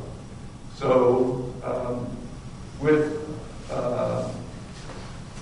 the speed of the cars on Cuthbertson Road now and the increased traffic, it's very hazardous there. And that's all I wanted to say. Thank you very much for listening to my comments. Anyone else?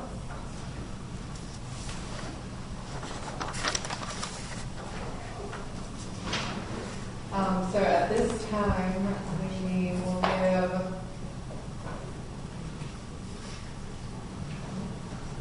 we will give the applicant a chance to make any rebuttal statements. So only if there's any questions, let me answer now. Well, this is just your chance to speak.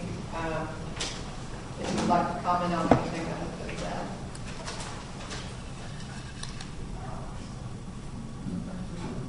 Pastor Rob, can you come to the podium? Yes, sir. I have some questions. I'm not sure that you specifically answer or maybe a member of your staff. With regards to the part of the church, was any kind of traffic analysis done specifically?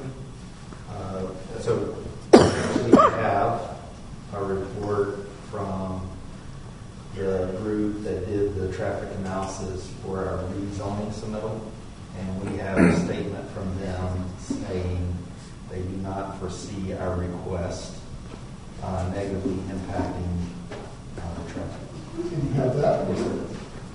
Can you have that? Yes, sir. No, I haven't. Paul, can you have that? I'm not sure exactly what. Because I'm not talking about there's two different CUPs, and I'm talking about specifically the. I can show you this. Related road.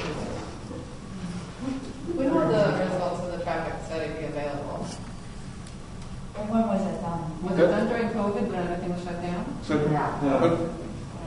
a traffic study is in a fairly advanced draft form for the potential submission of a rezoning for the addition of a school. It has nothing to do with a preschool specifically.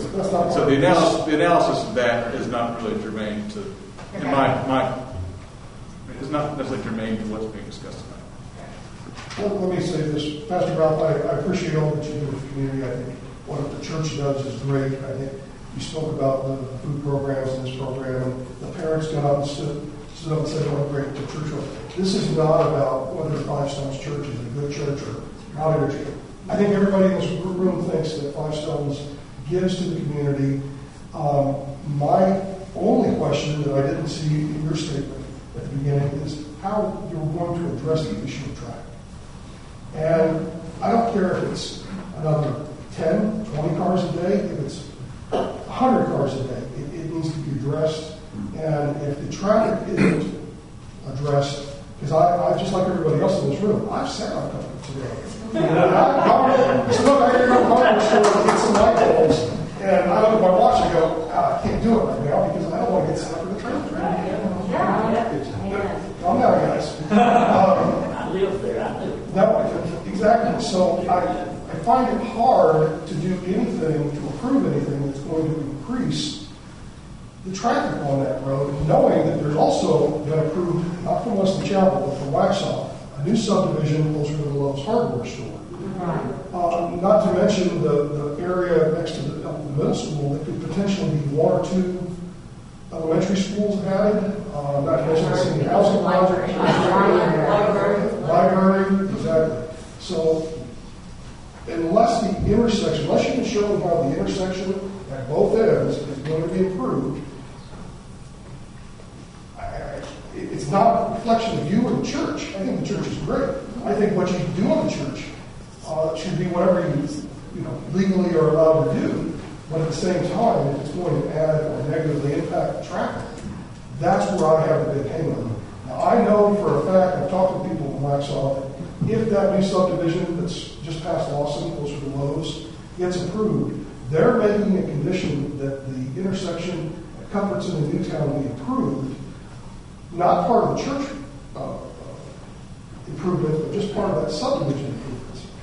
I don't want to sit for 20 minutes on Comfortson Road trying to get to Newtown Road, which I do for some reason on a regular basis. Every time I come back from the hardware store, I get stuck there. So all these things, all the parents that have spoken on behalf of the church, all the education director, and everybody spoken, I agree with everything you've all said. I'm not saying that Five Stones Church is not a good school. It's not beneficial for the kids. It's not beneficial for anything else. To me, the number one issue is the traffic. And until that gets addressed, I can't see doing anything else on the campus. So,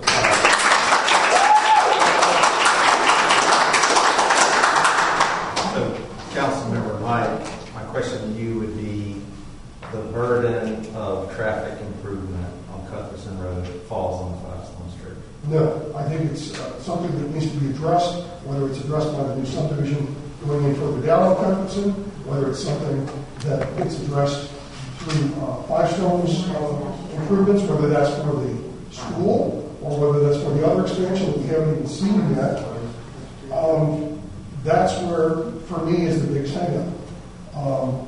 Mr. Cohen, may I speak as a director of operations? Yes, sure. Five Stones Church, 3 days, 1436 Carrington Drive, Lancaster, South Carolina. Don't even live in the same state, but I love coming to your community, and I've picked up trash and Cuthbertson with 15 other people and filled the back of my pickup truck with it, and I didn't do it for any praise. But I only say that to say I have an interest in what I'm saying. I was understanding that we needed to show the use will not materially endanger public health, will not materially create dangerous traffic conflict points. I did not understand that we had to prove that we would not slow traffic down from a ministry activity in our church. And I understand this is a finding fact, and I understand the other side would have to prove that would create dangerous traffic conflict points. That's my question. I misunderstand that? I think most people would say, well, the church is only going to be busy on Sunday. They're only going to create traffic on Sunday. I don't think so. I don't believe that, but we've obviously shown that we have an active ministry outside of a Sunday experience.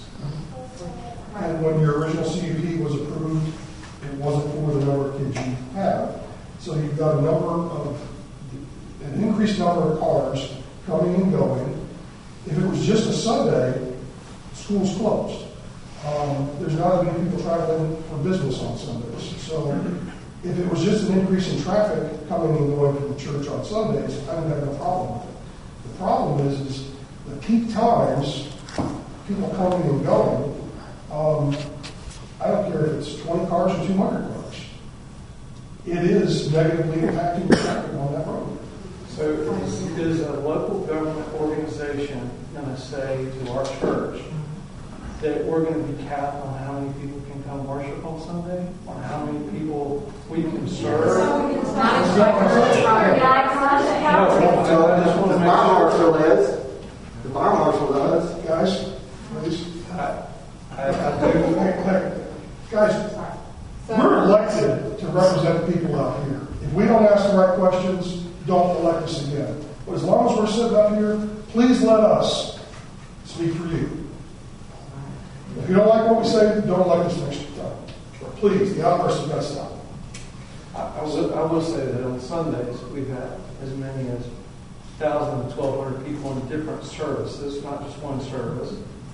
And over the pandemic experience, it's been very hard for us to approach, 400. So, you look at the pandemic experience, and that's created a lot of tension and pressure on the Mothers 20-hour program because people are working from home, and there's this tremendous need. So I appreciate that waiting a few extra minutes in traffic is indeed an aggravation. And I've had 2-hour commutes in my life before, so I understand that. But I do want to make sure that if we're doing a finding of fact conversation, that what we're seeing here is that we have to show that we're not creating dangerous traffic conflict points, and we have no evidence of that. We have no evidence that that's being created. We have evidence, we probably would say if the church continues to grow, traffic will increase.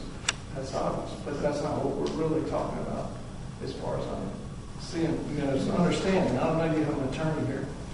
If you speak to that. Well, what I would like to see, and this may happen automatically, as the development on Cuthbertson Road happens, they improve the intersection of Newtown and Cuthbertson, and then you come back and say, well, now that the intersection's improved, and we didn't have to pick up the tab, now we increase the number of people that can come to the church or that are part of the school program. Can I ask, I don't know whether it's the school director, when you hit capacity, you didn't apply for how do I say this? Did not apply for when you hit the upper limits was reached 2 years ago. Did you know what your capacity was? Yes, sir, I did not. Okay. I'm sorry that you didn't know. I wish you had. I wish you had known what the limits were. And I'd like to see you have as many kids there as you want. But until the traffic problem is resolved, I can't see how we move forward on that. And I wish I had a magic wand I could just wave and say, all of a sudden the traffic problem is fixed. But I don't have that magic wand. So a lot of people have given anecdotal evidence that traffic is horrendous, but I come into work between 8 to 9 to 9:15 various times during the morning, and there is not a traffic issue at the front of our entrance there. And when I leave, I come in and out and run errands. And when I leave, if I leave at 5, yes, somebody has to stop so I can make a left-hand turn. I have literally gone from Lowe's Hardware store to Newtown Road, and the traffic tie-up starts at 5 seconds. And it takes a good 10 or 15 minutes to get up to that intersection and make a left and right-hand turn. Not at 1 o'clock, though, 9 o'clock and 1 o'clock, you have to consider the times. Yeah, I understand. What you're describing is not happening at 1 o'clock. I know that I drive that route every day. So you got to consider it's not just the But it could be something as simple as a left turn lane or a roundabout at that intersection. I think roundabout is on that list. As a parent, I did not, this piece of it, and let me speak to this because I live in Shannon Vista over by Newtown Elementary. So I make this drive 5 days a week to Five Stones, and I leave Five Stones, and I go pick my son up at Five Stones, and I leave Five Stones. And I have to drive back up to Newtown every single day, and I never, ever do I ever have a problem getting out of Five Stones, getting to Newtown, and getting to my house. The only time I have problems is when it's Newtown Elementary or Cuthbertson Middle School or Cuthbertson High School that's getting out early or that has backup traffic due to a late start or something like that. It's never Five Stones. And I've been doing this for 4 years. But you're adding 250 more cars every day, 4 times a day. We're not having this conversation between the audience. So to speak to that, I would have said that earlier, and I want to put that on record. All right. So we have to stop the audience participation portion. So what council has to do now is we have to begin deliberation of this request. As a reminder, this board is tasked with deciding if, based on the evidence presented, this proposal meets the applicable standard. This decision cannot be based on personal preference of board members, rather it is based on standards and evidence. We are going to reference the applicable standards and evidence in our deliberation. So we will have checkpoints that we will go down and deliberate. As it relates just to the CUP, we will not be addressing the CUP that is coming in the future. This is just the CUP dealing with enrollment of the preschool. Okay? I do have a few, I guess we can just go down the questions, but I do have a couple. And since Mike brought it up, I will share that the county has told me that David Weekly home subdivision going in on the other side of Lawson, they're going to be requiring them to put a left turn lane off of Cuthbertson, like turning left onto Newtown. They will be requiring that development to add that turn lane on the other, on that Newtown. But that, who knows about it. But that is hopefully in the works. Mike, you were here when the original CDP was done. Do you remember why there was a limit of 65? No, I don't. Because that was 6 years ago. Carol, do you remember? I believe it was traffic concerns. Are you all finished with asking questions of the applicant? Yes. Okay. Can I ask for one of the rules? Is John Sousa still here? No, there he is. John. Yeah. Can you speak to the council, please? I've not been sworn in. Can we swear him in? Sure. I have a couple questions too. But it sounded like you were going down to council discussion, so before you do that, finish up those things and then close the hearing.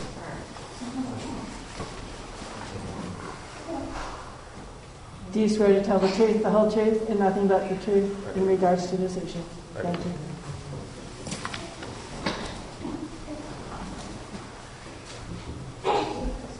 John, can you just fill us in on the deliberations that took place whenever the planning board heard the request and the reasons that the votes were submitted, especially the one day vote? I don't know if you could speak to the reasoning of somebody that's not here. I understood. The deliberations, can you speak to that? The minutes reflect most. You could maybe speak to your own thought process. I would limit it to his review and thinking as part of the process, and then I think are the minutes. Yeah. So. As chairperson or as his individual? I think you could do both. I guess, going too far down the path of who said what and who was thinking this and that kind of interpretation of the meeting is all colored from his mind. So I think you want to ask John about his own opinions and his own, basically what happened from his perspective of the meeting, not necessarily what other people were thinking or what they were doing. If that makes sense? Yeah. John, when you start off by reminding us how the vote went? Final vote was 4-1. make a recommendation to council 4-1 in favor of their application. They amend it to 150 students, which is what their enrollment is now. I want to mention, there was a concern that not passing something, not passing where it is now, the current enrollment means sending children from where it is now. So there was definitely a concern about that. The struggle was we deny it altogether, which almost, do we just deny it altogether and we approve it for the 360, I think, or so they asked for, or we find some common ground in the middle. Again, at 150, which covers the current enrollment, we still didn't have a unanimous decision. It was still 4-1. So the original approval was for 65. Planning board amended it to 150. What was their original ask? It's in the, I think it was 340, 380. So I'm not list 380. And as we deliberated, we heard discussion.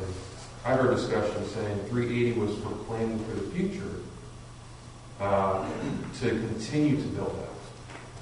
It was also interesting when we discussed they can hold services during the day with thousands of parishioners right now.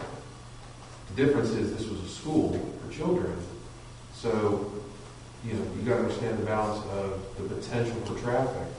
If they're not having children there, then maybe they're having parishioners there. It's still, there's still going to be traffic, one way or the other. So we're here. That does.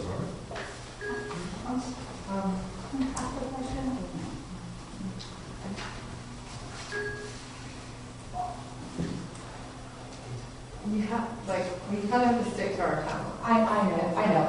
I just have one thing to say. So they started 65, they went out of compliance, they only complied because they got calls and became the 150. What's to stop them from, if we say 150, to go out of compliance? Because I personally wouldn't want to kick 70 kids out of preschool. Right. So I feel like they're just kind of pushing it until then you can't say no. And that's the problem. They got the 150. All right, so I have a couple questions for Council. One being about, and it might be for Vaughn too, the original CDP. The original CDP is what we are talking about today. I do, since it was brought up, I do have a question about the 40. Is there a 40-foot undisturbed buffer, and was it disturbed? There is a setback, and I think the applicant had proposed to have a 40-foot undisturbed buffer as part of their application for the original conditional use permit. I think the disturbance, if I recall correctly from the communication I received from someone in the community, was that there was a trail that had been built within this buffer area. And when I look at the ordinance, and I thought that would come up, see if I pulled up a relevant section.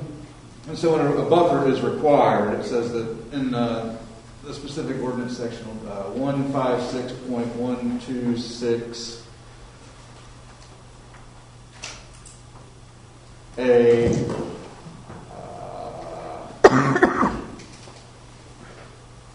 8. Required buffers shall not be disturbed for any reason except for required driveways, sidewalks, or other pedestrian or bicycle paths. Walls, fences, or required landscaping, maintenance, or replacement for maintenance and construction of berms or utility lines. And so the presence of a pedestrian path would seem to not rise to the definition of the disturbance of a buffer per the ordinance. Whether that was the explicit intent of both the applicant and the council at the time with regard to this particular buffer, I do not know. If it were to be cleared of trees, then that would appear to that would likely violate a condition of the site plan as the application that was submitted. I do not have evidence of that yet. I don't know what might be found at some point in the future. So if they went in to clear any space to put the trail in, might be a disturbance. And if they just put a trail in winding between the trees and whatever was there. I think the removal of a significant amount of vegetation. There's evidence of backhoes and chainsaws and that kind of stuff operating, carrying out. Ralph, can you speak to the trail? Yes, ma'am. There were no existing trees, anything living was removed. And to be honest, I'm unaware where we encroached that 40-foot, but I will personally walk that trail, and anywhere that we are within the 40 feet, even though we did not remove any vegetation, I will personally see that walking pedestrian trail is moved outside of 40 feet.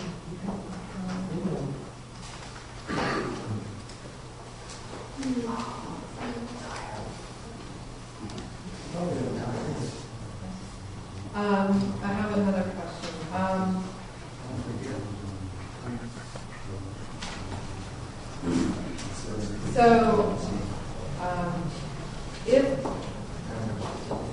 So this is a change to your original CUP. You're asking for a change to your current CUP that will have an impact on your community or your neighbors. Is there a reasonable, I forget the right wording, but is there a reasonable concession that you could make to offset your impact on adding additional children to your preschool from your original CUP? I don't know what that would be. That might be an additional conversation.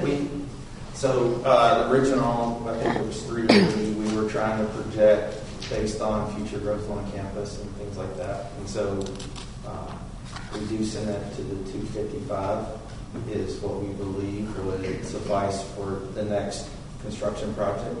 And we're willing to max it out at that number. So that's, I don't know if that's what you're asking or if that's the compromise. No, sir. It's more, so your original CUP, you were approved for 65 children. Yes. Increasing your numbers will have an impact on your neighbors in some way. Correct.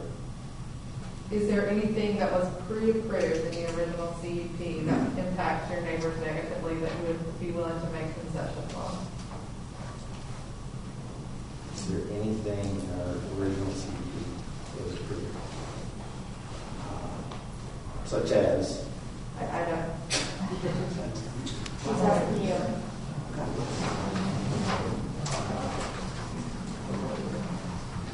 Yeah, I can't think of anything.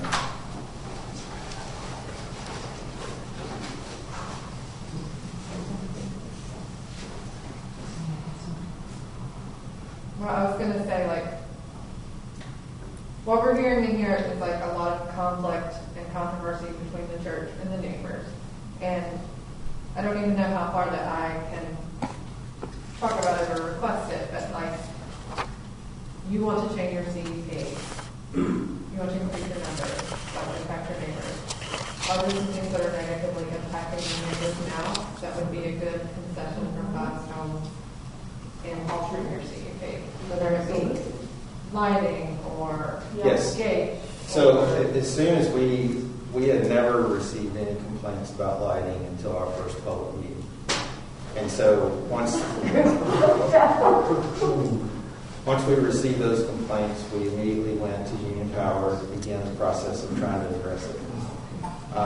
Through that process, they came and they actually changed all the light fixtures. And upon installing all the light fixtures, there's two things that we're trying to do. One, we learned that those could be aimed so they're not pointing towards adjacent neighbors. And so we're working with them to come and readjust the existing lighting. And then also, these new fixtures, supposedly we're able to add controllers to those. So we can seek to try to reduce lighting by 75% at night. That's the balance of protection of our campus.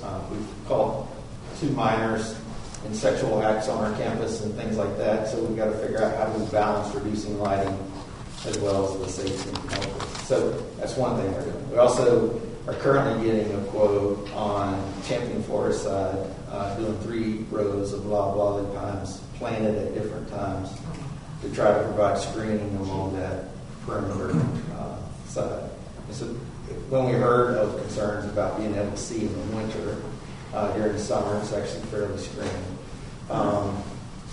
So those are 2 things that we're actively trying to do. We heard a concern. We had added a temporary white canopy to the back of the building, and that was simply to give us additional social distancing space for children on Sundays. And so we heard a complaint about that at the planning board meeting, and so we actually relocated that to the front side of the building so that can't be seen from Champion Forest. So honestly, ma'am, as we hear these complaints, we sincerely try to address them. The neighbor across the street, Doug, when we heard that he has had concerns about maintaining his ditch, we asked our landscape crew to actually go over there every time they come on campus to weed eat his ditch. He expressed in the planning board meeting that did not happen during the winter, and the explanation of that is we have Bermuda, he has fescue, so ours goes dormant, and so the landscapers weren't coming to weed eat or maintain. However, learning that had discontinued during the winter, we addressed that with our landscape company, and they're back at it again.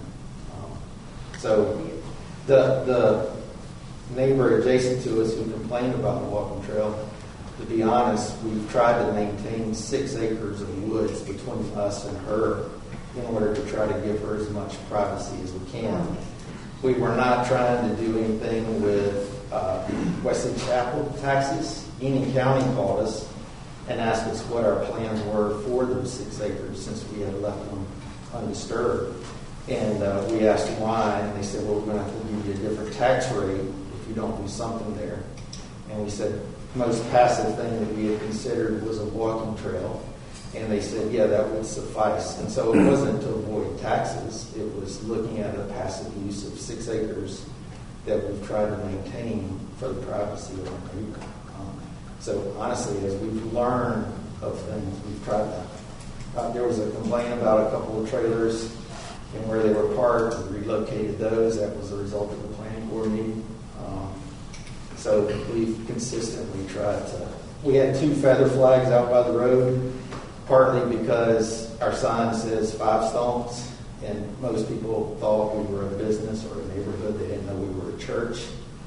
And so one of our staff team members put 5 Stones Church on feather flags, and Vaughn brought to our attention after a complaint that we could only have 1 feather flag. So we removed it. It wasn't malicious. It was just sincerely it was the ignorance of it. So those are things that we've tried to do. I would like to see the 40-foot buffer. Yes. Does anybody have any more questions before we close the public hearing? As long as we close it, we cannot ask. I just have another question. So you mentioned that you're getting ready to wrap up your session. Yes, ma'am. This month, and then you start again in the fall. So it's a September to May, September to June. Which months? That's correct. We do have some summer camps, but they're much smaller than what we're talking about. Summer camps for the same age group? Yes, ma'am. 100. Pastor, so far you said you've dealt with issues with lighting, reduced it by 75%. You've moved the trailers, you've moved the banners, and you removed the signs that were inappropriate. You're going to look at or address this issue with 40-foot buffer. Would you be willing to screen with bushes and relocate the trail? Well, that's what I'm asking him to do. He doesn't know if it's encroaching on the 40-foot buffer, and said he would go and check. If I made that a condition.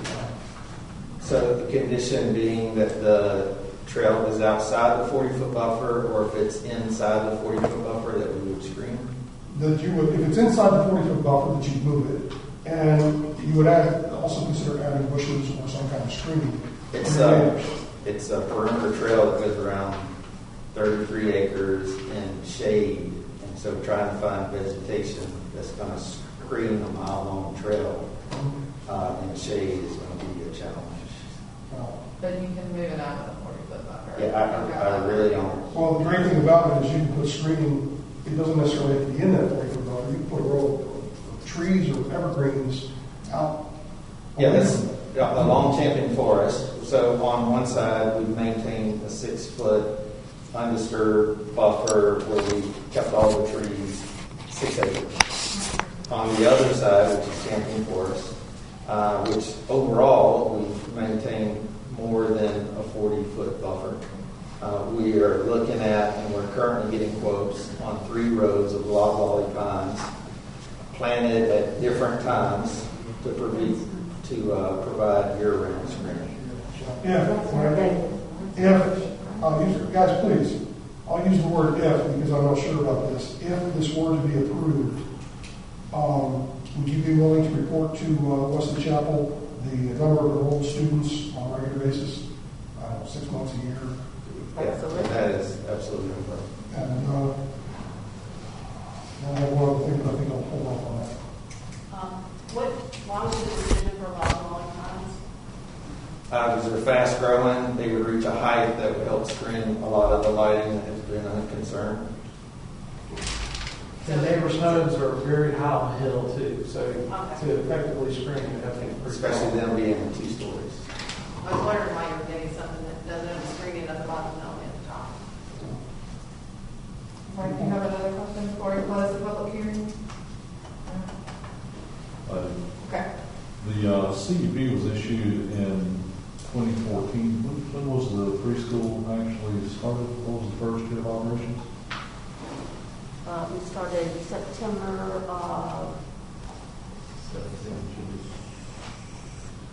this coming September, it will be 5 years. So, And what was enrollment and average attendance in the first year? Do you recall?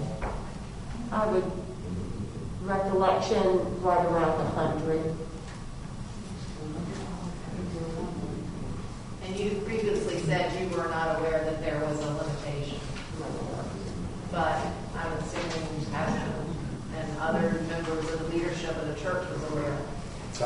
It was in CUP. I'm not going to deny that. To be honest, it was not on my radar in the process of us trying to construct our first facility and get it open.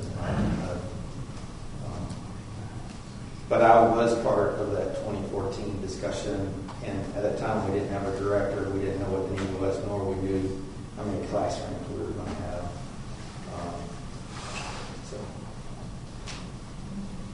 Any questions for Bob Stone before we close the public hearing?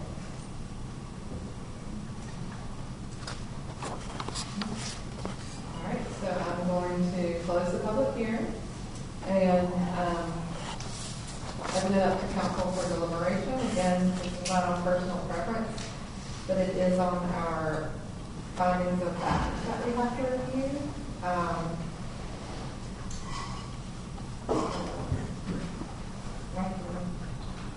Well, I like the idea of the church reporting to the town for enrollment on some kind of time that takes place, 6 months, every year. I like the idea of either relocating the trails or adding buffers somewhere to do screening for the neighbors on both sides. Also, the point that keeps coming back to is the issue of traffic. And like I said before, I think Five Stones is a great church. I think they do a lot of great things for the community. I think they do a lot of great things for the kids. It's not a function of that to me. It's a function of, I don't care if it's an extra 20 cars or 200 cars.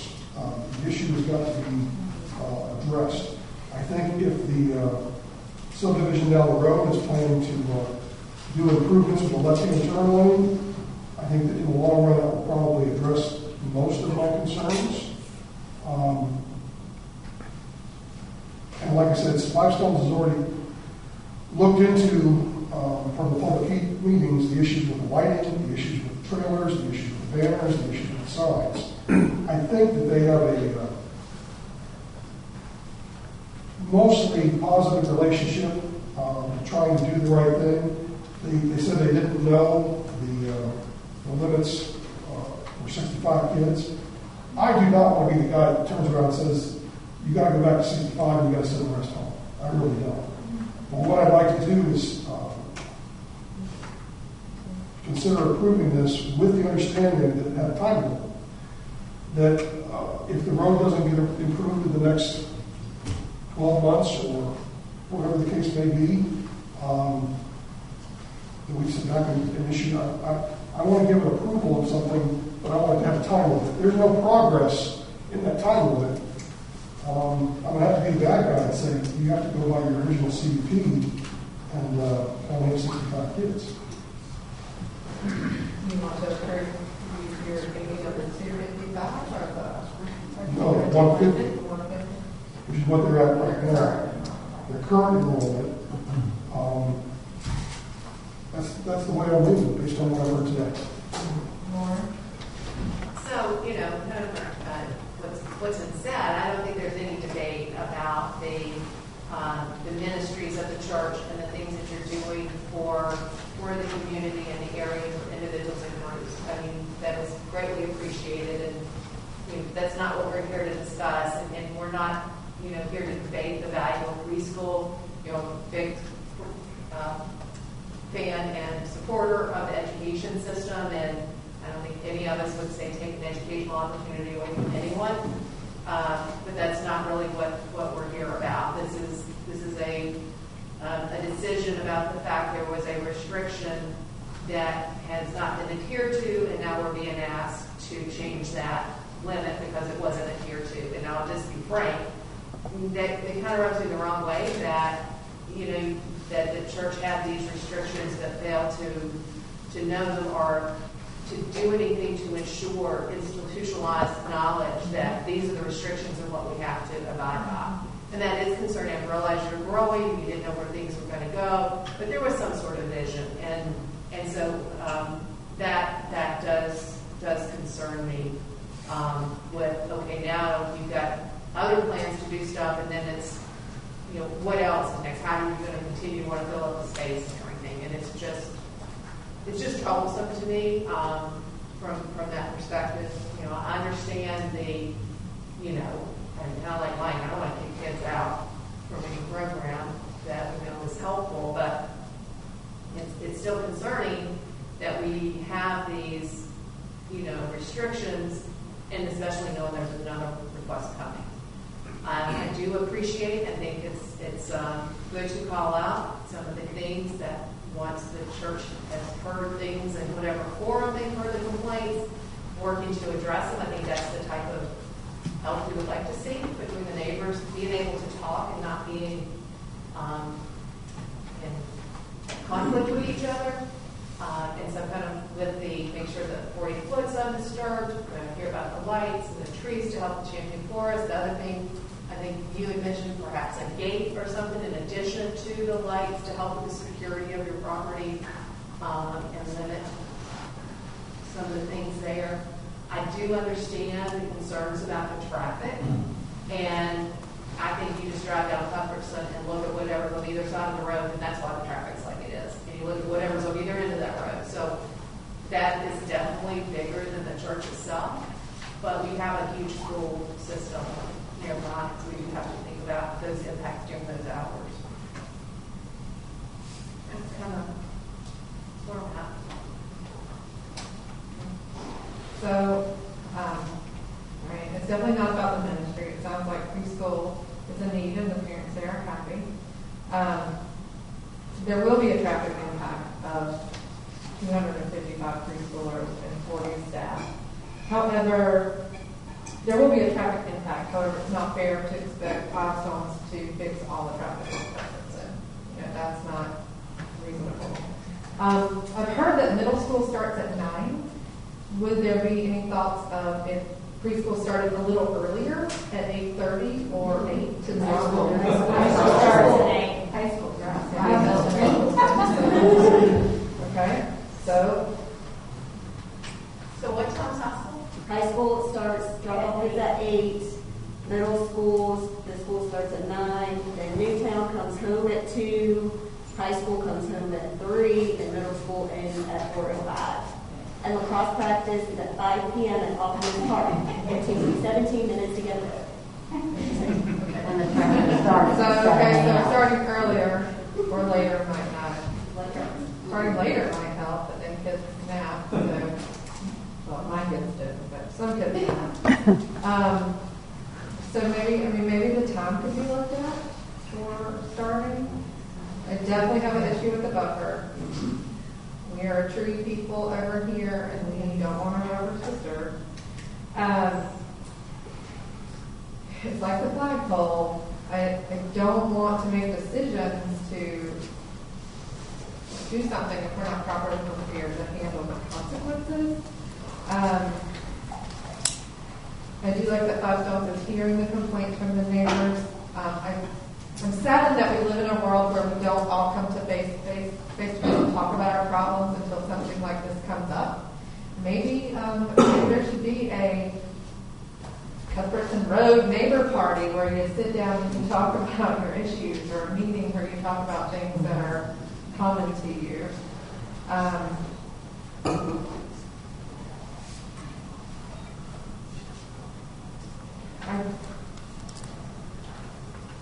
These are not easy chairs to sit in, and we are totally putting our personal thoughts and preferences outside of this to go through these 7 required findings of fact. And we will, I don't want to read them all to you now for the time long, but they are what we have to go by when we're considering the CUP request.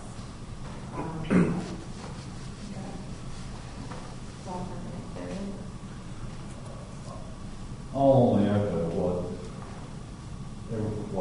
what has been said so far, and that there are good things coming out of Five Stones. I have close friends that are members of Five Stones, and I know that the spiritual growth that's taking place here is unbelievable. And I applaud you guys for the movement that you guys have coming out of that campus. You're doing great things. I also understand the importance of preschool. My wife has been a preschool teacher for 15 years now. I understand how valuable that is to the community, and I understand how there's a need. There's definitely a need for any occasions that we can help parents help children. And I also appreciate that so far it sounds like there's been cooperation between Five Stones and the neighbors. That's good. As Amanda said, I'm of the old school. I believe if I've got a problem with Doug Byron, I'm going to go to Doug Byron and say, Doug, I've got a problem here. Let's talk about that. I wish we could get back to that. All of that being said, there was an original limit set at 65 kids. And I don't recall all the deliberations that took place, but I was sitting on the planning board at that time, and I know there was a lot of talk about the traffic impact analysis. I know there's a big concern in 2014 about the traffic. It's only gotten worse. And that's why I asked John to speak to that point. John, I shared this with you last month at the planning board meeting. We value the deliberations the planning board has, the research that you guys do, everything, all the groundwork that you lay before you bring it to us. And I understand now the reason that you guys came up with the decision that you did, and it's back to Mike's point. We don't want to be a council that says, sorry, anybody, all kids beyond 65 have to go home. We don't want to do that either. But we do need, our role as council is to look, to Amanda's point, the 7 points, the 7 required findings that we've got to vote on. A big part of that's traffic.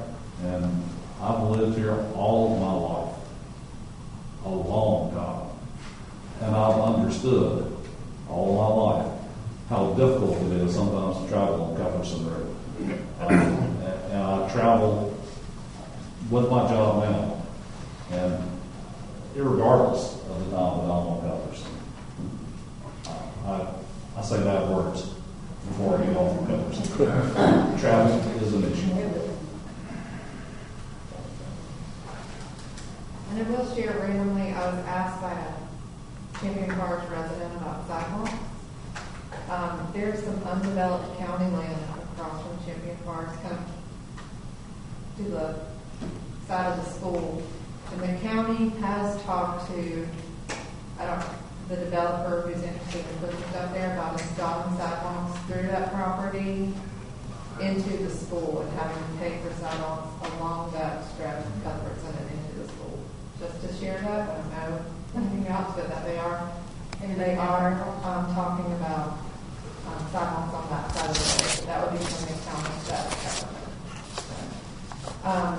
So council, what would you, where do you want to go next? Should we start on the facts and discuss them? We've talked about some different kind of conditions, different ones of us might like to see. Do we need to get that to a list as part of us going through the findings, or do we do the findings and then we say, and here's our list? I'm just not clear. Yeah, or do we base our vote on the seven findings on our recommendations, or? Yeah, Yeah. We do the motion first and then run down findings of fact based on the motion. You got to define it faster.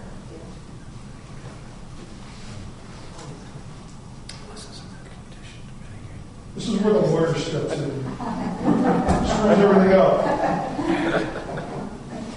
I think if it's in particular a condition proposed to mitigate or bring about affirmative finding of one of those, then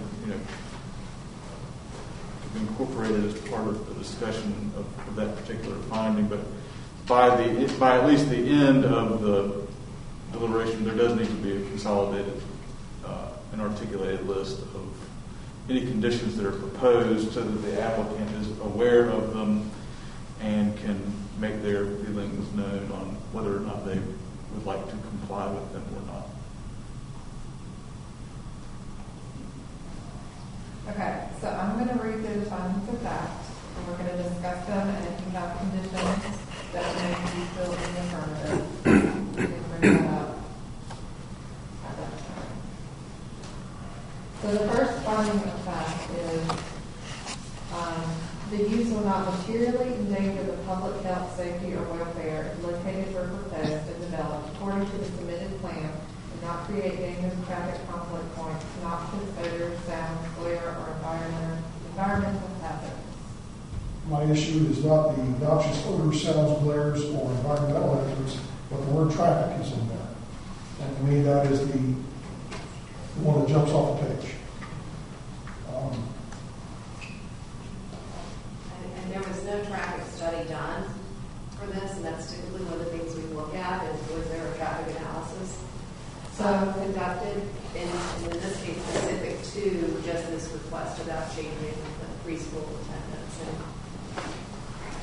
so it's all hearsay. Yeah, so it's my understanding that when the original CUP was approved, they did not, the traffic study was warranted for 65 children. I don't know what the threshold would be. I definitely think that like 255 would be, without a doubt, the threshold that I personally would be like, what's the traffic? What's the TIO?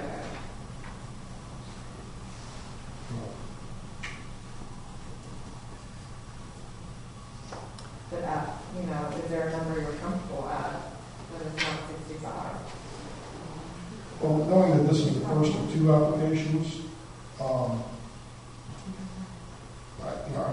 would think that traffic analysis would have to be done anyway. It sounds like there's one in the works.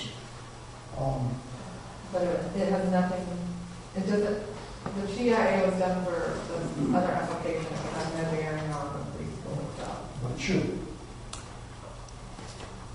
It would probably just look at the times for the preschool for the numbers. Would be my answer. Yes. I'll go out on a limb here and tell the people here from Five Stones. This is the first of two conditional use permits. The second one, not looking good. It's actually conditional zoning, not the minute they'd be doing it, so there's. Oh, okay. Because if we're running into issues with traffic more than anything else on just going from 65 to 150 kids, when we start talking about having additional buildings and whatnot, that's going to be a big pill to swallow.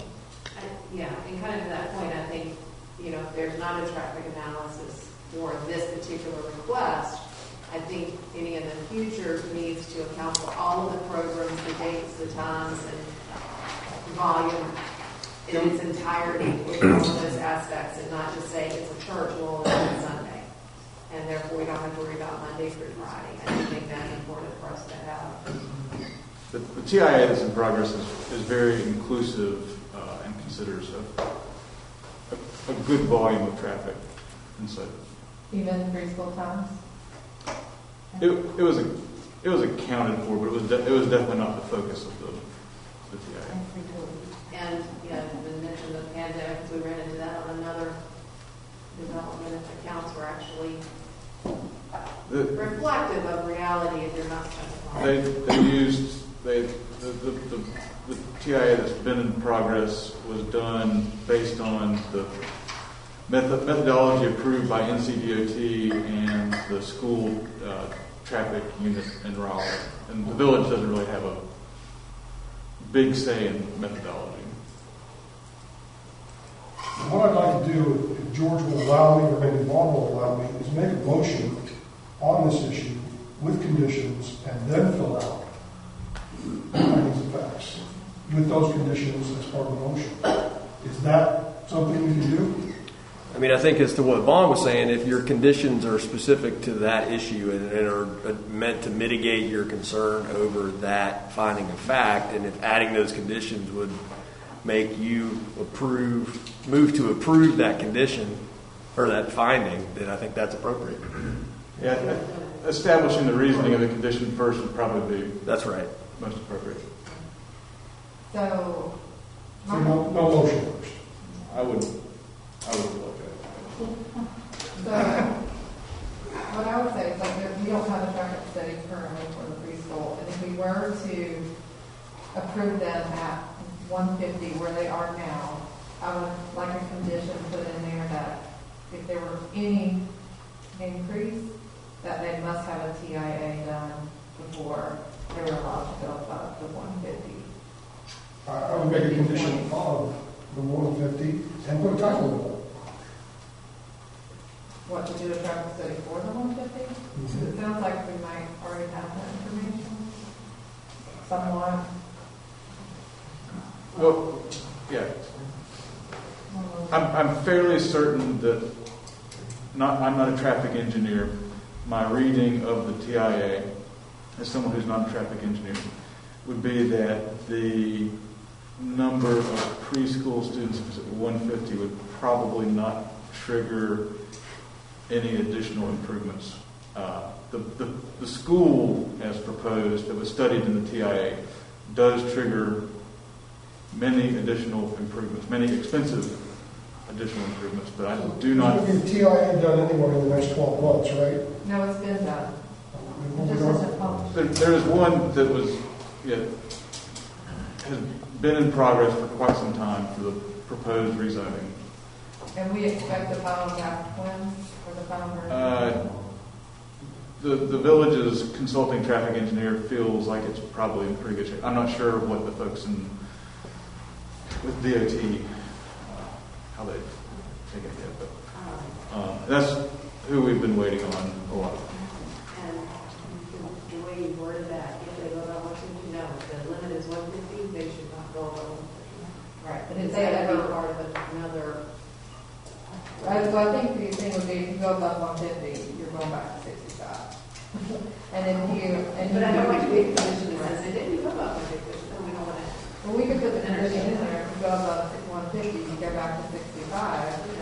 And if you want to go, if you ever want to come before the village council and ask to go above 150, you would have to do a TIA specific to what the traffic looks like for preschool. Based on those numbers.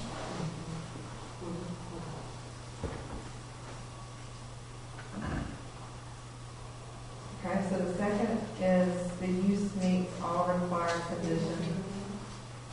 Don't want to discuss them now. Are we voting on each one after we discuss it? I mean, it's kind of up to you all if you want to go through Do you want to vote all on of each them, or one if you want to after we go through and discuss vote on each Ultimately, one. have to vote on each one. You ultimately should vote on each one. So it may make sense to do it as you go. But if you feel like there's a lot of interplay between the two, maybe you want to have a discussion about all of them to establish the criteria on which you're voting for each of them. I don't know where your minds are on all those things. So. I kind of want to discuss them all first. Yeah, I do too. Because I don't feel like a clear answer. So the second one is the use meets all required conditions and specifications. What I've heard a lot to me is like the trust issue and like violating the number 65. So putting on a condition of a student head count twice per year to be reported by the council. Anybody else as well? Yeah, I don't think it's unreasonable to ask for them to ensure their enrollment and attendance, enable them to consistently meet, not have one day with 151 because the day before was 149, and not have 300 kids enrolled because we're only going to let 150 in. I really do feel like there has to be, maybe the enrollment has to be limited to 150 instead of the attendance at 150. That goes a little more variable with it. Some measure that helps them more readily know what their limit is and how they're maintaining it, and then at least twice a year attestation by them of adherence, compliance. I think probably what's given them the variance is there's probably like the younger grades are probably a 2-day a week. They might choose the Tuesday, Thursday, whereas the older kids are probably that 4 to 5 day a week. I have no doubt there is a lot that go into any algorithm to figure out as the children age and new children come in and particular parent situations and everything of how, what that dynamic would be. I think it would be very dynamic of what that is, which is why I'm kind of like an enrollment number. I don't want to divvy it up. Seems to me like that might be easier to limit to or work towards than attendance.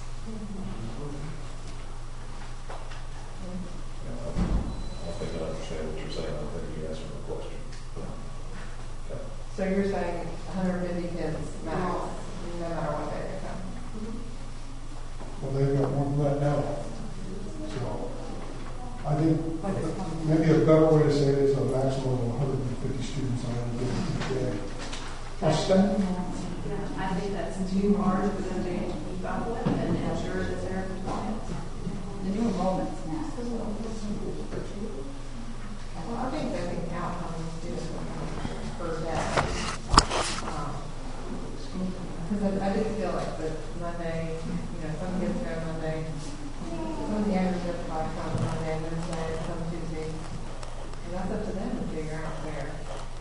If they violate that 150, well, watch out. I think they would be more cognizant of their numbers. But they're 4 less months.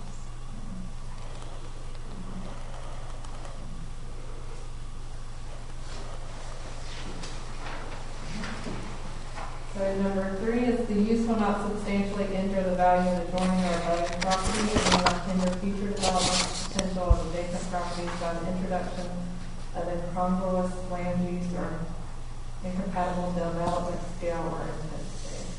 I think we covered this with the discussion about the addition of the buffer and the relocation of the trails and the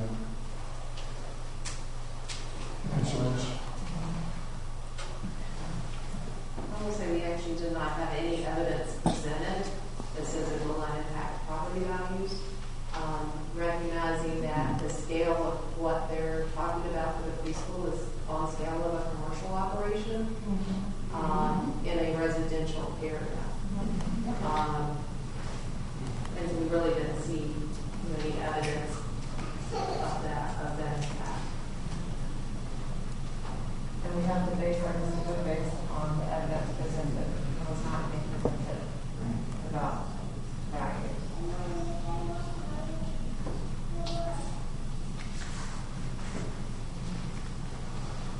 Number 4 is the location and character of the use is developed according to the plan submitted and approved to be in harmony with the area in which it is to be located and not disrupt the integrity of existing land use districts and will be in general conformity with this chapter of the village's plan development plan.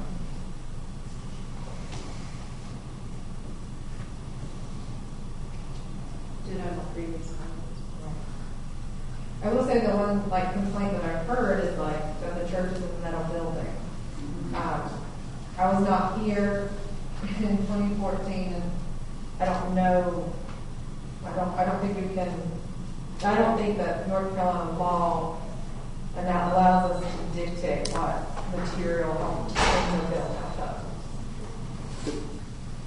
of. It not being germane to the application in question, in another circumstance, that might be something we can Right. explore. But at this point, I just want to validate that we heard that, but at this point, it is not part of the CUP amendment discussion. I think the other thing when we think about being in harmony or not disrupting the other being residential areas, this is where I do think the noise level of children outdoors. There's a reason we say use your indoor voice. Everybody's really loud when they're outside.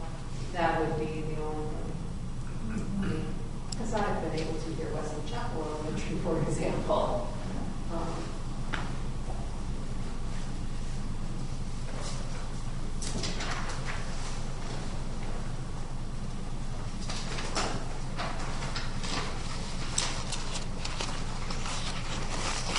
Number 5, availability of services, including water, wastewater treatment, gas, stormwater as required by the project. I think that's a big one. Number 6, access to public streets and the adequacy of those streets to carry anticipated traffic and on-site circulation for both pedestrian and on-site and off-site particular traffic circulation patterns. Beat traffic to death.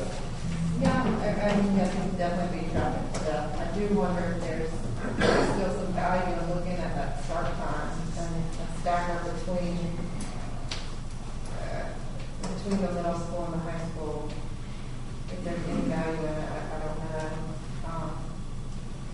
Well, I don't know how Upperson middle and high school traffic is. I know how Weddington's middle and high school traffic is. They got to take the bus 40 minutes early. And having to, with the when the buses are running, but also just at, this is the first minute you can start dropping off, and then you have them right up until 5 minutes after they're already supposed to be in the building. That there is,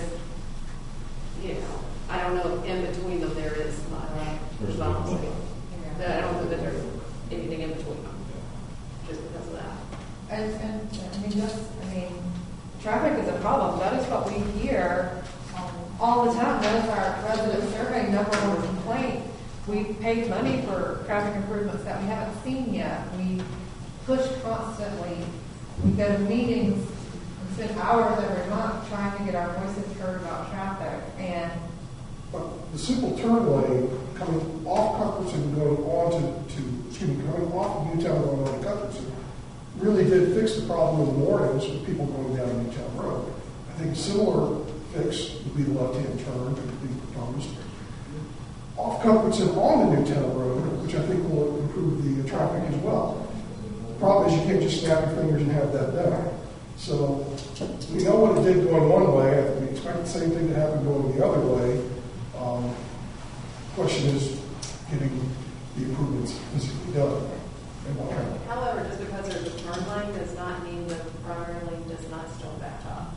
I agree. Because I see in a number of areas from right around here with traffic. And so while it sounds good and looks good on paper, it may not totally alleviate the situation, especially if there's enough traffic coming in opposite direction without a dedicated turn signal, you're still kind of stuck. And while a turn lane from Cuthbertson to Newtown will definitely be a help, I'm not saying it's not, there's also significant development going in on the other end of Cuthbertson. Yep. It's just going to have to happen. Yeah, while Wesley Chapel is very conservative in our approach to growth and development, Waxhaw is not. And we have to mediate what we can, which is why which is why I think if we wanted to, I could not approve a finding of fact for this to be 255 children on this road. Because of the anticipated traffic. That's why I would want the conditions to be like we talked about in number 1, to not go above the 150. And have a 10 count.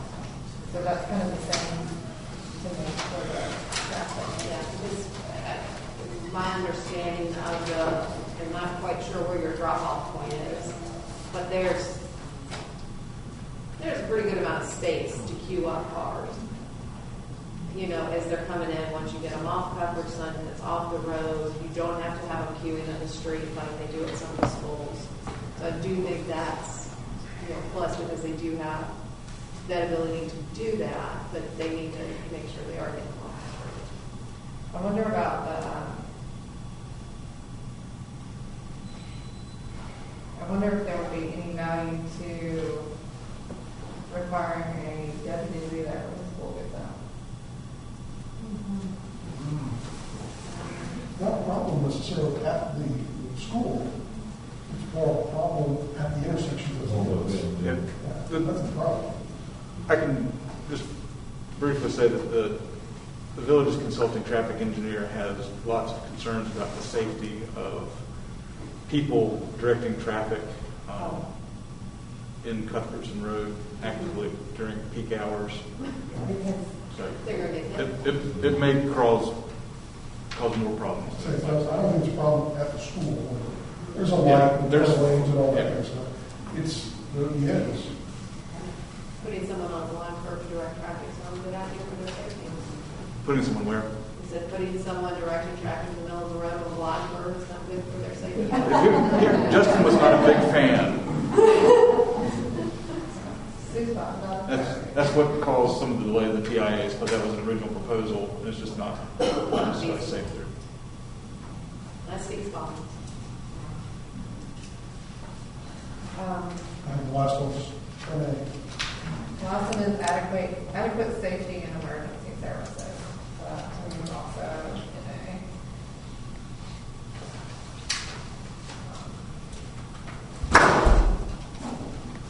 Okay. Want your address so we can send the bill? I have a motion ready to that point. Does anyone have anything else to say? But we're going to have to vote, even with your motion, we're going to vote on all 7 steps, right? I think the motion will cover. No, I think we have to go through each item. Let me know where you're at. Make the motion first or go through each item and back first? Or make a motion for each item and back? For each one, yeah, so. Can you do that, Mike?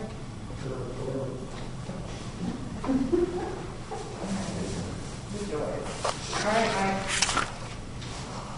What? No, we make a findings of facts first? We said to make a motion on each finding of fact. Oh, I'm not ready for that. I'm ready for the whole motion. Okay.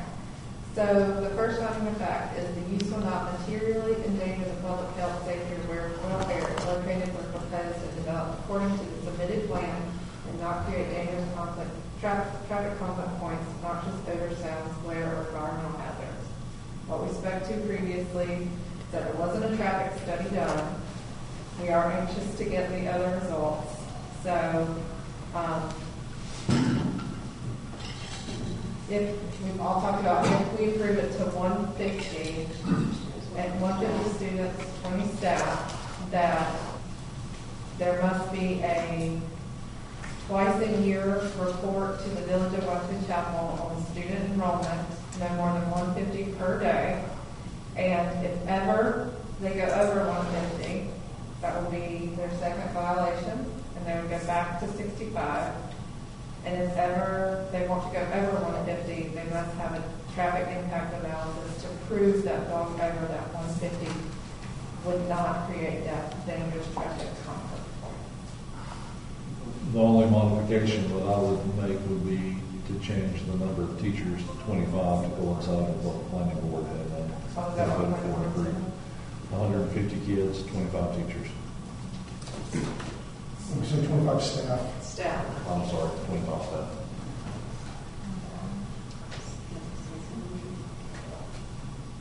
So motion, that one.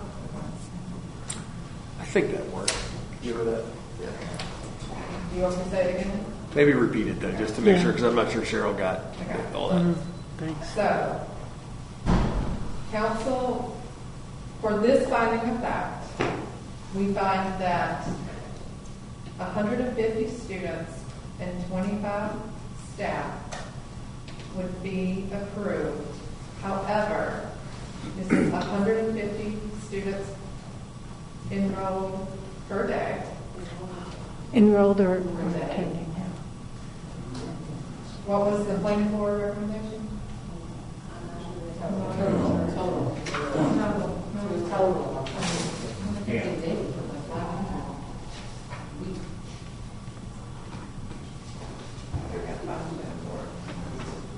So for clarification, maybe I misunderstood that you have 150 students today on any general On typical our day. highest day, we have 150 children, which is where that number came from at the last meeting. That's correct. So, the planning board's motion was 150 students daily attendance and 25 adult staff members on campus, which is what you have now. If Five Stones goes over the 150, this will be considered their second violation and they will go back to 65 students. If they ever intend to come to council to go above 150 students and 25 staff, we will have to have a TIA to prove that there is not any dangerous traffic conflict.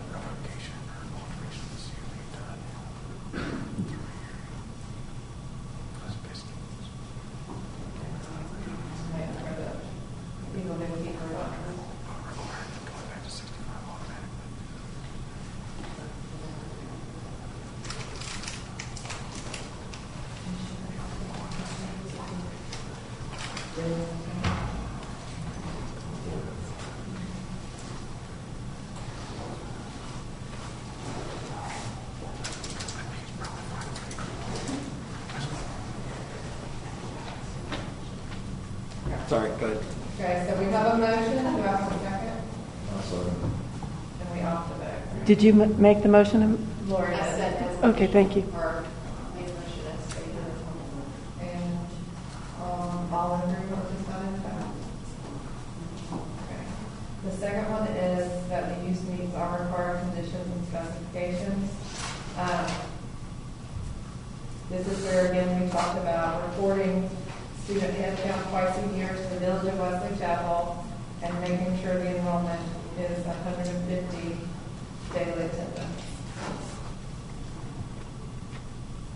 I would also like to add in here the specification that no one is in that 40-foot buffer.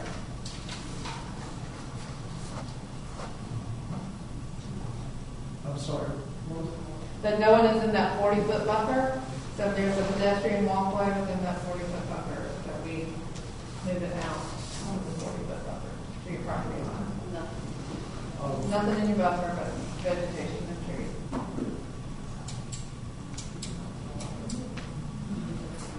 Are you creating a new buffer around the whole property? You said you have one. The one on part of the property? That's the one that we're talking about. Existing buffer. So if we're talking about an existing buffer. Yeah. The 40-foot existing buffer, we would like it to not have a pedestrian walkway. I think it might be more accurate to say that outside of the setback specified on the Outside of the setback specified on the plan, we would like there to not be a pedestrian walkway. that area is generally Pedestrian walkway. We would like that area to be under, there you go. Will not encroaching the 40-foot buffer. the area On the setback. shown as setbacks on the approved plan. Most of that area is wooded. Some of it is not. Some of it was not. And so we do not want to see. I know where that line is versus something. So we do not want to see pedestrian walkway in the setbacks, the 40-foot setback.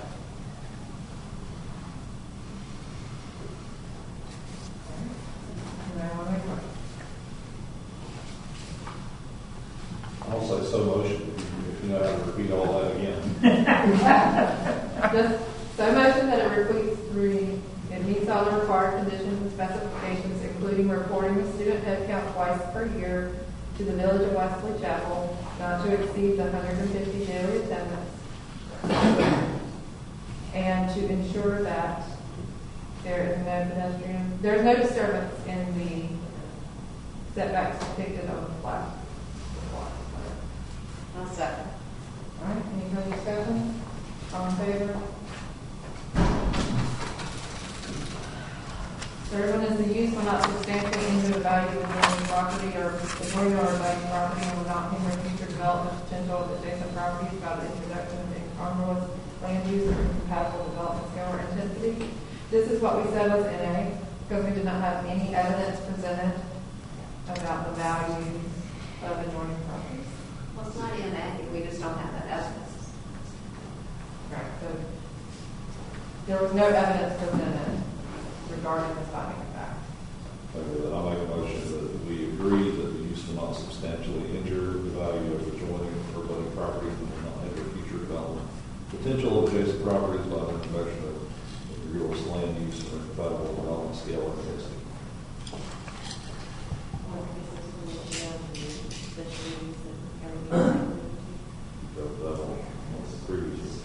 No, we didn't have the not the ones with the addition that you are putting in the loblolly pines for screening on the side of the property. What was that? You talked about installing the loblolly pines. Yes, ma'am. How many or what area? Could you just take that for It's the record? adjacent to Champion Forest property line.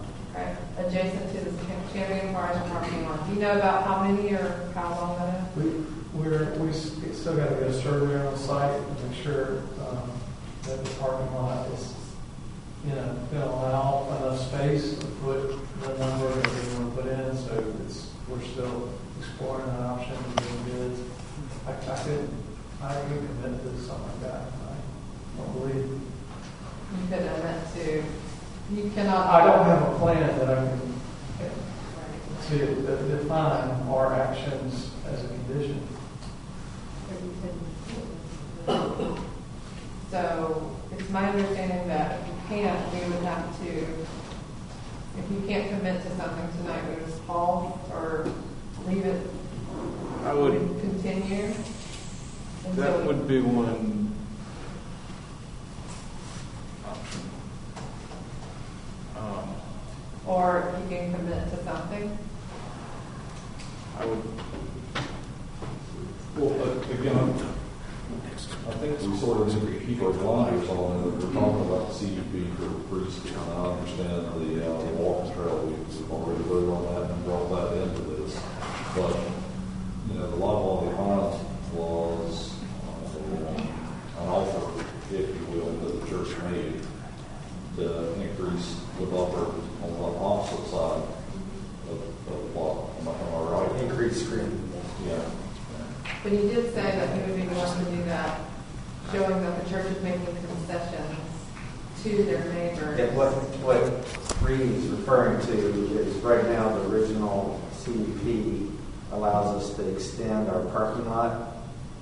And so what we're trying to do is get a surveyor out to understand where those future limits are before we do any plans. Because what we would not want to do is plant the loblollies and then the neighbors see those come down. And so we have a general idea of where we can plant them, we're just simply confirm. So, I think anything that we plant, we want to make sure that if you're planting for screening, it is going to provide some screening, and it's not just, oh yeah, we threw a couple of trees out there, and that they're maintained like we do with other ones. And I get your point, David, but really that wasn't a concession they were offering. so we're offering to do it, we're just trying to confirm. Right. And I think our Where? discussion was, should we just wait until you have that? Or is there something you're willing to agree to tonight? plant live volley pines along the existing tree line where any currently approved CDP development would not hinder that. Does that make sense, Bob?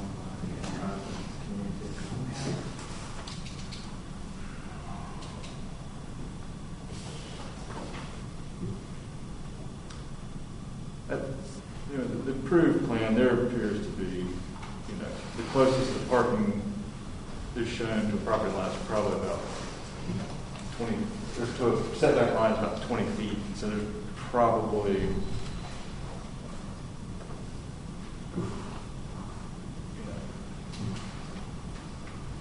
there would be room theoretically in most of the parking areas and existing wooded areas to plant trees. If it's an option, is it, if we chose, could we defer the vote so that we could evaluate the detail of that offer? I'm not requesting to defer, I just want to know if that is an option. I would need to consult with the pastor. I think that we have to agree to conditions tonight to move forward. We don't have the option to defer the vote? Well, I guess theoretically, that could be one of the conditions, and they can either comply with it or not. So we could if that's a requirement of the council, then that's the requirement of the council. It's either a worthy condition or it's not a worthy condition. So their ability to comply with it probably shouldn't be. So if they can't comply with it, they'd have to move their parking lot or not increase their preschool. Or not, yeah. I mean, they can, the delay would, I mean, yeah, you can delay, you can do whatever you like, but I mean, they either, theoretically, if you're requiring a condition, it's because it needs to be done. Right. Not that if they can't do it, then. Well, and based on what I heard tonight, it needs to be done. And that moves your parking space. And I guess I was thinking that if we understood the results of the survey, we would know, how many trees we're talking about spacing to determine, does that really seem like adequate screening or just, So our response to it was, to be honest, was probably two of the neighbors that were complaining about seeing the back of the building. And we're really believing that those two represent people along that entire property line, which is a significant property line. So we just want to make sure neighbors don't see us put in something and then ultimately I'm not disagreeing with your logic. There's a drop pond basin on my side that's problematic because you can't plant in the bank of that. And also there is some really established trees that green up in the season they green up, but if it provides enough shade, it would promote a lot of pine growth. So we're trying to figure out how deep that's going to be. Is it going to be 2 rows? Is it only going to be planted 1 row?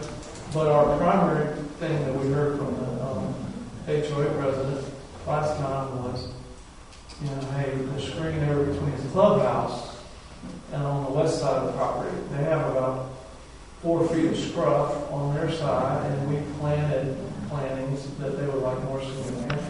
And we made the offer to engage and talk to them about doing more and even perhaps planting on their side. So we haven't had that conversation, even though I gave my personal cell phone out last time at the planning board meeting. But that to me was the more intense tension that we heard. And this other, we had a sit-down meeting with one of the neighbors and came up with a lot more kind of approach. So we've already requested our landscaper give us a quote. I'll put them in, but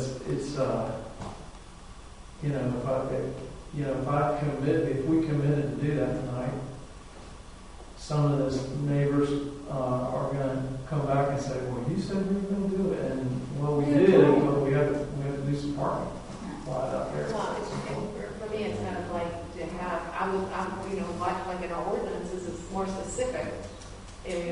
Types of screening, how you screen, and everything else. To just say some screening just feels a little loosey-goosey, knowing it was a complaint.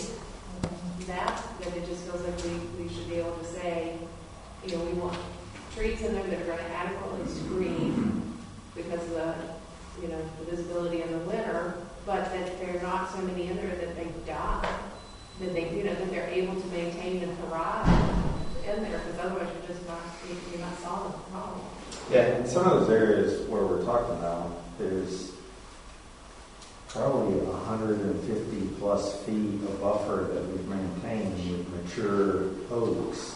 And that's awesome in the summer, but it stinks in the winter. And that's what we're trying to address. So we're trying to add to a significant buffer that we've already maintained. And to your point, you want complementary plants that are both going to thrive in this area, or all going to thrive in that area. So. Yeah. And so when we say we want to make sure the parking lot will take it out, that's in addition to already 150 foot tree save area that we've done.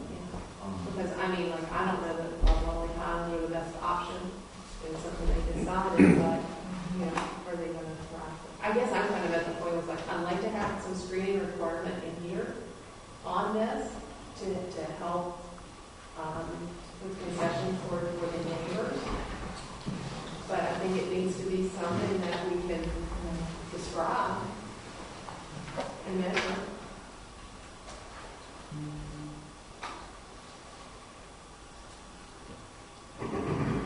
So you say you've heard the screening requirements on the parking lot side, and then what was happening? What was that? So we've actually provided screening wherever we currently have parking lots. Okay. And those have been more with your lower dense hollies and things like that. There were a couple of neighbors who were up on a hill, and they talked about in the winter standing because of the height, that they could see right through the tops of the trees. And so that's what we were trying to address with the lobbies. If we plant a 20, 25 foot holly, that's not actually going to screen much for those people. So our thoughts were if we did multiple rows planted at different times, we kind of had a tiered screening effect along those areas. So. Well, and the other thing is that fast growing can also be fast dying. So, that's not necessarily with the pines, especially lobuladas. I'm just saying when we start trying to talk about species and everything else, we have to balance how fast you get it and how long it's going to be able to stay there. Sounds like the consensus is that you want some kind of screening. There's no way to adequately define what that screening is right now. So I think it was just Vaughn and I were just chatting about it. But I think you could make a condition as part of your approval that they come back to you with a screening plan for that specific area, identify the area along the Champion Forest property line. They come back to you with a plan that you have to approve. That would be the western, is it only the short western property line you're talking about? So we certainly need to identify specifically where that area is, I think. So we're trying to figure it out. Yeah, so we've already screened there. So we've measured from there, and we've actually measured to there. So we're trying to figure out southwestern. Yeah. So point to that for me, Ron? What is the list? So it's actually fairly simple. So, okay. So we've already screened. We came over to this side of the retention basin, and we screened that. That's where the pool house is. Okay. So we've already screened that, and then we've screened this side of the parking lot for them as well. Okay. So we've actually measured, and this is what he was referring to, because we looked at from here all the way down. So it's a significant length, but the parking on the bridges is wrapped around. So we're just trying to confirm what the limit is.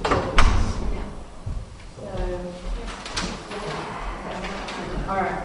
So we will put the condition of a tree screening requirement that your plan will be presented to council for approval for this area right here. You want to maybe designate, what is that, the southwesterly corner? Is that southwestern? The southwestern and along the southwestern and southern property boundaries.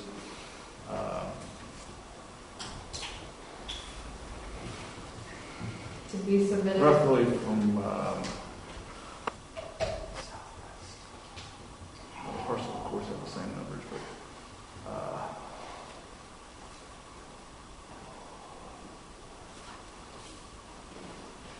maybe we can draw on that up. What are you trying to figure out? Longitude, latitude, at roughly. Hey Cheryl, if you can get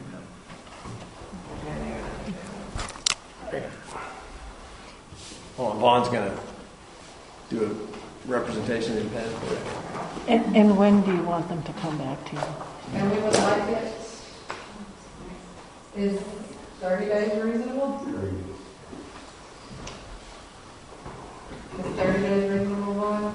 I doubt we'd be able to get something back to you 60 days reasonable? before the July meeting, depending, surveyors, it can take a while to get.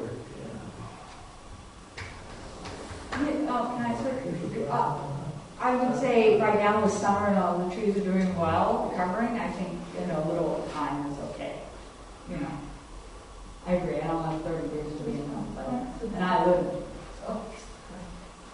So, what about, we talked to, I just want to express that this, there's some talk that this is a big money-making enterprise, but this is a significant expense for screening that doesn't really connect to me with 65 to 150 students. I think it's more a rezoning issue. If we build a bigger campus out, yeah, definitely we got to invest some money in our screening, some significant money. But to me, it feels like the council's putting this on, putting this on, putting this on when we move, from 65 to 150. well, to me, you're changing your CUP, which was already approved, and you violated for 2 years in a row. So you're making a concession to plant a few trees because you're asking us to make a concession to allow you to modify your CUP. Well, can we define the number of trees we want to plant on our road? When you say few trees?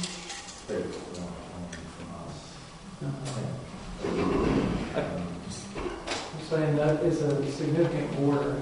Could be a significant number of trees. I'm almost there 2 years.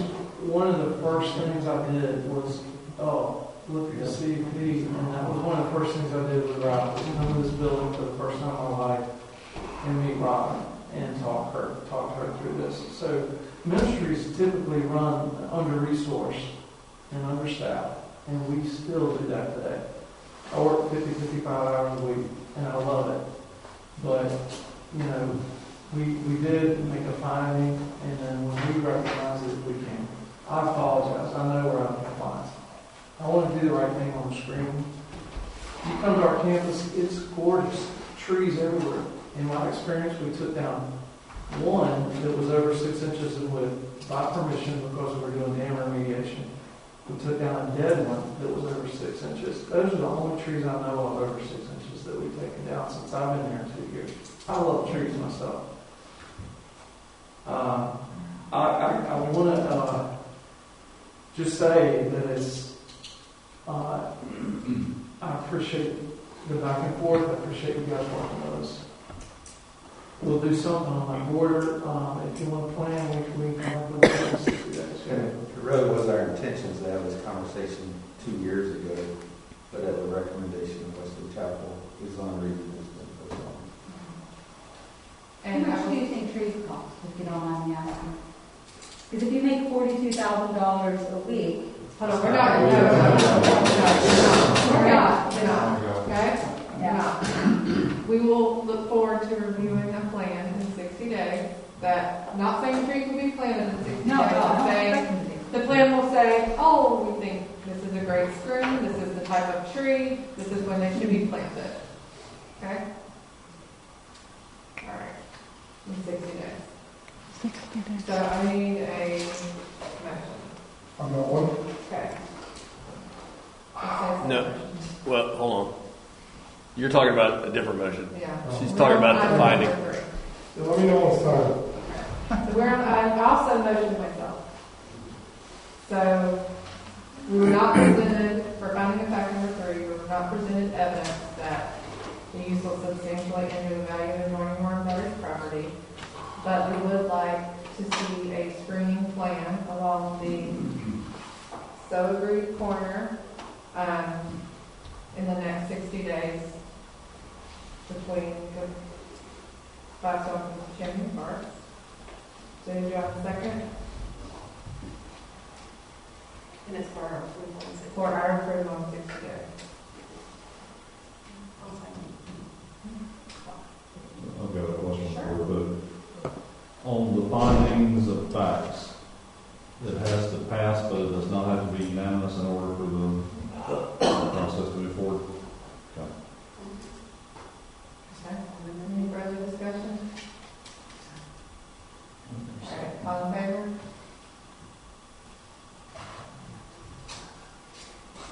It's like, I'm laying down. Opposed?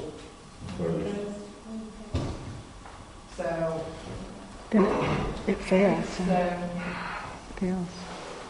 So, stops us right there. so that means that finding does not pass since we had a time, Well, and therefore it's denied because we. Well, that motion failed, so if David or Mike want to Who, make a who substitute seconded motion. that motion? Okay, thank you. So would somebody like to make another motion? It's not failed?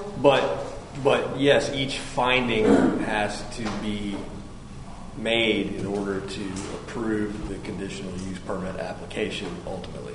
well, I'm not sure what David's reason is, but I'll give my reason, and let David speak for himself, obviously.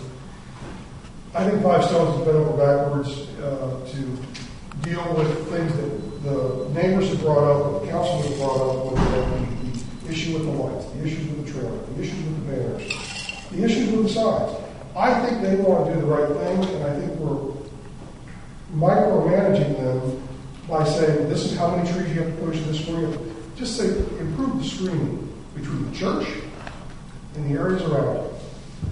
That's it. I think they're responsible enough to do that. They don't need to propose anything to us. I think they're big boys. They know what our intent is. And if a neighbor calls and says, hey, it's been 6 months and they put a couple bushes in and that's not good enough, then we'll address it then. But my motion is going to say specifically to address the property buffers with screening and relocate the trails if encroaching within the buffers. When we're talking about specifically finding of fact number 3, which is property value. I think screening has to do with adjacent property values. Yeah, that's fine. So, David, I'll let you speak for your Mike, I agree with you 100%. Take out the part about the trail, because we've already addressed that, we've already voted for that. I agree with you. I think us discussing screening as it relates to increase, which I understand that. You're right, we're giving and taking a little bit. But Mike, to your point, I think they have shown that there's a willingness to work. And I think if we just ask them to improve the screening between that point, I'm okay with that. I don't want to get into the species. I don't want to get into the number. I don't want to get into the roads. It doesn't make any difference to me. I just think that there's been a concern from the neighbors to increase the screening. Just ask that you do that. Address it. Yeah. Saturation. You're going to You're say making- all that again, aren't you? Now I'm going to make you say that it's not going to do this, and that you hope they do some first grade. The use is not going to substantially injure the value of adjoining or abutting property, and that Five Stones will agree to address the screening in the area discussed. Second. Any further discussion? All in favor? Number location and character of the use is developed according to the plan submitted and approved. Conformity with the areas used to which it is to be located will not disrupt the integrity of the existing land use district and will be in general conformity with the chapter in the village's land use development plan. So I will make a motion that we were not presented evidence related to this finding of fact. Second. Well, Or that we approve. So, yeah, I mean, you need to discuss why you're, and Mike, you're shaking your head, but, I mean, I didn't come up with a statute. So, you got to approve or disapprove that, So and I add approve conditions or not add conditions to it. So I approved this finding because we were not presented evidence to the contrary. There you go. And I agree with that, second that. Any further discussion? All in favor? Number 5. Availability of services including water, wastewater treatment, gas, stormwater as required by the project. I'm going to say I approve based on this finding of fact because we were presented evidence to the contrary. Second. All in favor? Number 6, access to public streets and the adequacy of those streets to carry anticipated traffic and on-site circulation for both pedestrian and on-site vehicular traffic circulation patterns. I will say that we approved this finding of fact with the same contingencies as for finding of fact number 1. Second. Any further discussion? All in favor? Access to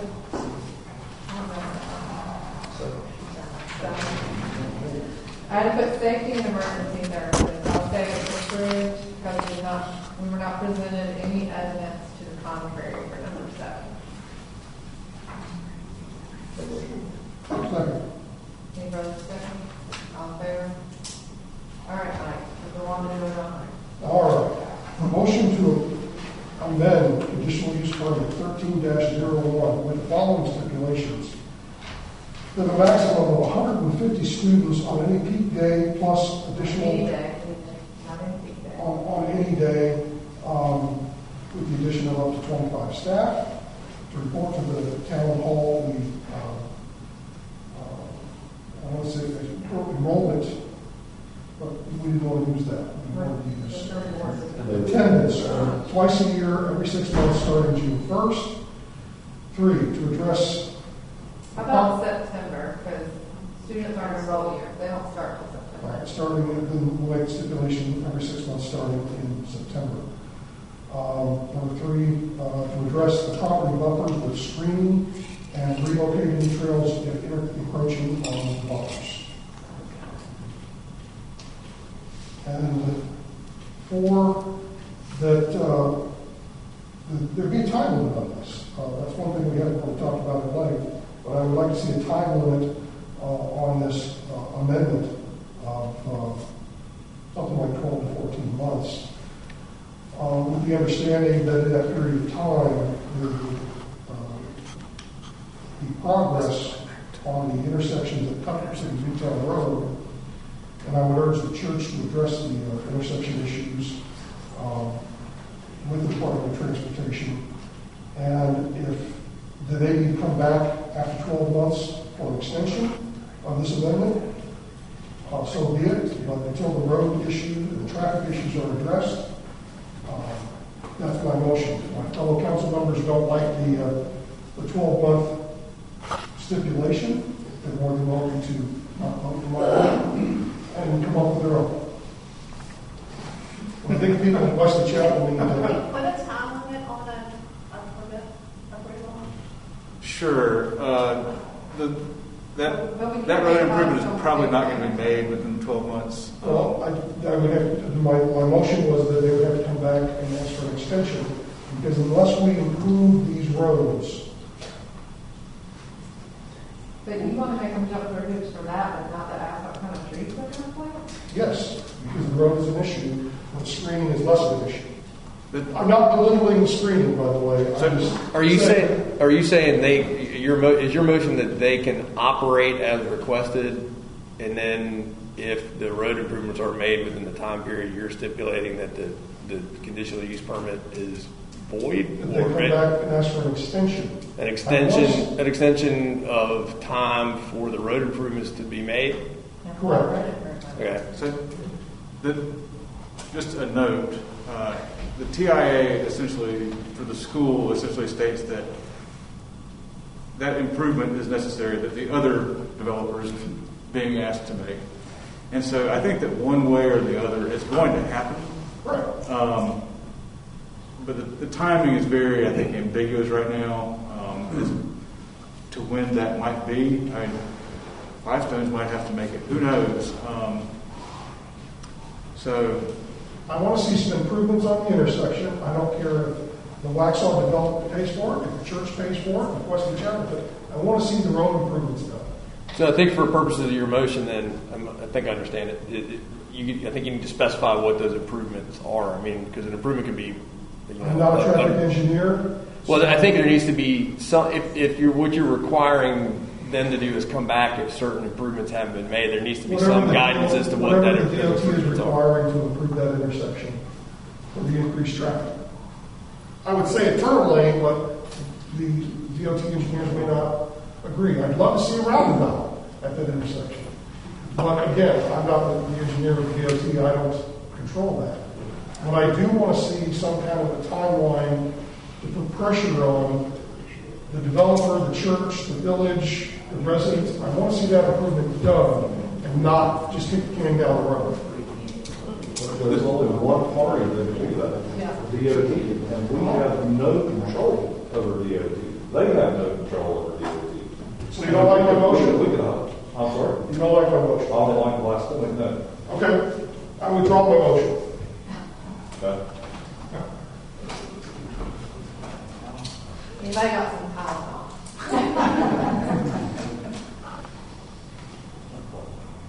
I'm open to any alternatives.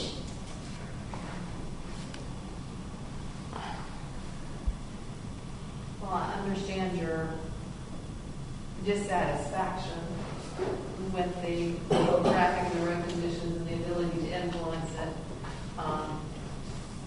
I do think it's a little outside the bounds of trying to tell them they've got a permit for a period of time based on something they haven't controlled over. It's different than something they can't control. The Lord help me out with this motion. Okay.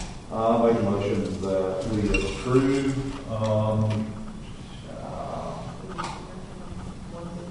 there you go, with the stipulations that daily attendance with this preschool / mother's morning out / stepping stones program does not exceed 150 students on any given day and 25 staff members. That any encroachment within the buffer area with the walk paths be removed. I'm sorry, there is no encroachment with the walking paths, nature trail, etc. within the 40-foot buffer, and the Fivestones will address the screening between the campus and the Champion Forest neighborhood. And the report twice. And the report twice a year, starting September 1st.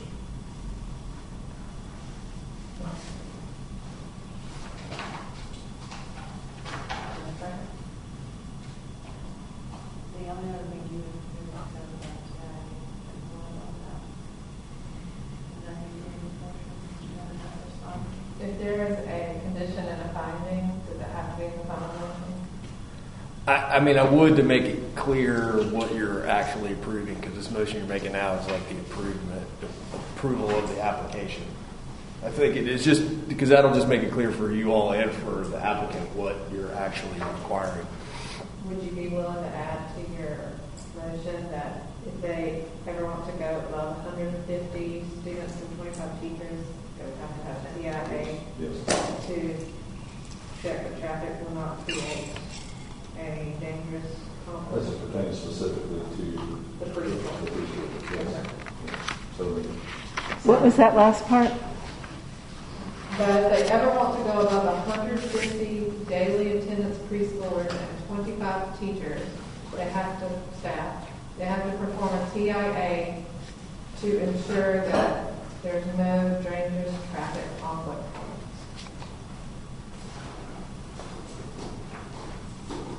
I'll second the motion. Any further discussion? All in favor? I still think there should be more of a time on the road improvement, because I think that's what most of the residents in the surrounding area.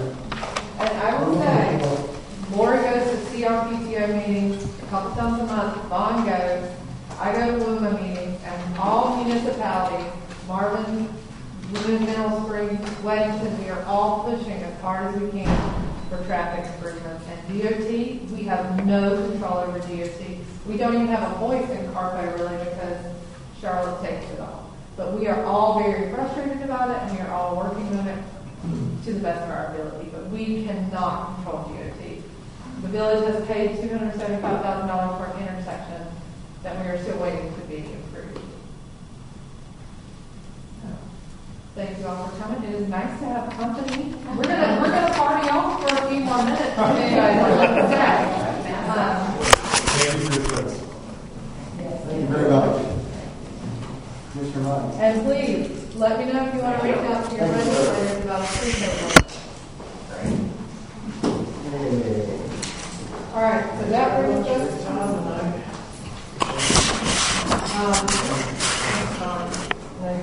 y'all can go on there.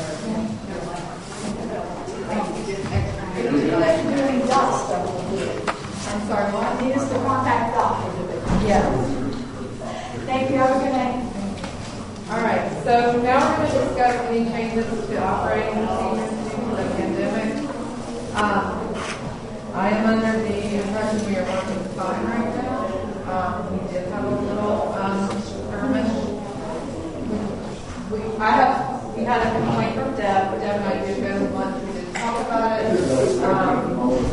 We are good. I don't know how to solve the problem of keeping everyone safe, but keeping everyone 6 feet apart. We talked about seeing if we could extend and put another table down there, but she still wouldn't be able to see. I don't know. We're doing the best we can to keep everybody safe, and Deb understands that. But she wanted her opinion known, and I validated it, and we'll do the best we can there. Does anybody have anything to add to that? No, I think she just thought she was being Singled out. singled out. It was never our intention. No, I told her, I said the main reason we arranged the room is to make more room for tonight, because we knew we were going to have Cheryl. Yeah. I'm gonna leave that stuff there. I think she's I fine. absolutely can't get them some of this stuff. I can't pick it up. I really want to take it. And get this stuff from it and have it laying around. You think they're going to come pick it up? I'm gonna try and email the Carroll folks again to get them to email this stuff. Right. The McAdam stuff for Heritage, I didn't know what it was. We sit down there. I'm trying to get them to email this stuff. And the email, I emailed them when I got there after she heard from the. So what do we do with it? Planning board is really the only one. There's no, you should Leave it no there. attendance as far as the audience, Parks and Rec. The Heritage stuff. Contract administration and review of rules We and might be procedures. able to use it for the planning board. Okay. So rules and procedures, rule 32 to 38.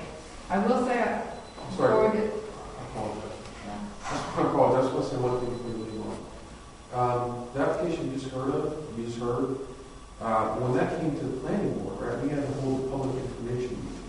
I think that was the first time we've ever hosted a public information meeting for a CUP. No, we did it for the South End. So that's the process is for the planning board to do a public information meeting and then come to the. I guess I'm trying to think. We did it for the park as well. For the park CUP, we had public hearings. We already have them, but did the planning board host those? I just remember No, Dustin hosting no. a lot of public information meetings.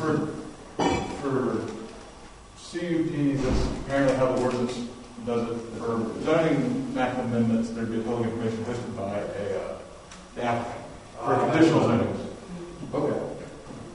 I just said it seemed odd, and I think it was the first time, it felt like it was the first time I've done that. So you guys kind of got a feel what we went through, but we still have a little talk. I'm sorry. I wasn't joking about that dialogue. So, contract amendment, review rules of procedure. So, did anybody have any changes to rules 32 and 38 before I discuss? So, I did do some research, because Cheryl did find where, way back when council made the motion, that if you missed, it was the previous council too, that if you missed 2 meetings, then after this, I'm sorry. Excuse? We didn't specify. We just said if you missed 2 meetings, starting with the 3rd meeting, your pay would be prorated if you missed the 3rd. I thought it was, if you had a legitimate excuse, like I was in a car crash or something, that would. I think at the time when we made the motion, we did not trust what would be told as a legitimate excuse. Okay. So yeah, I can see that. Give them the time of time, I can see that. So we just said 2 missed meetings. The 3rd one, your pay would be prorated. We feel like there's an obligation to be here for your constituents. So that I drafted an email to you. And it would be item, we can either make it 12C or 13. It just says the mayor and council members may miss 2 meetings out of the 12 regularly scheduled meetings before salary is prorated for each additional meeting absence. The other thing I found when adding that into the mayor too, because George's complaint before was that we didn't say it for mayor and council, was I did find a Coates canon about when the mayor is incapacitated. That was very, it would have been helpful a while back.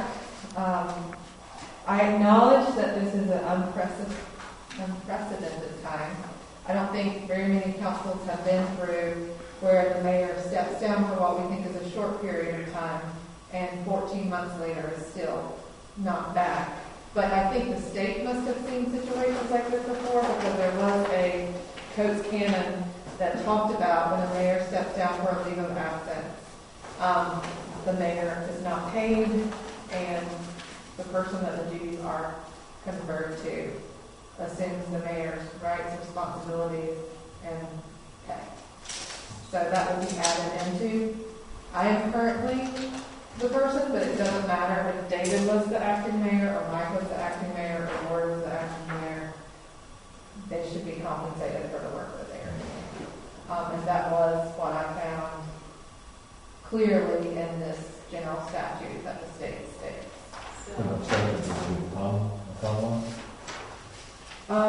says, no, it says that once they, let me pull up the statute because I saved it. Actually, I have it. There were a couple things I forgot. That's fine. It says,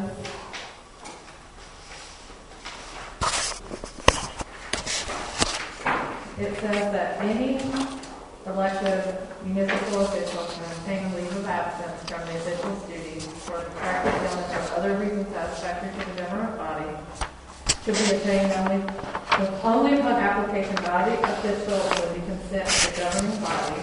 The official shall receive no salary during the period of leave unless the leave of absence is granted by reason of protracted illness in which the granting of leave of absence shall not deprive the official benefits of sick leave.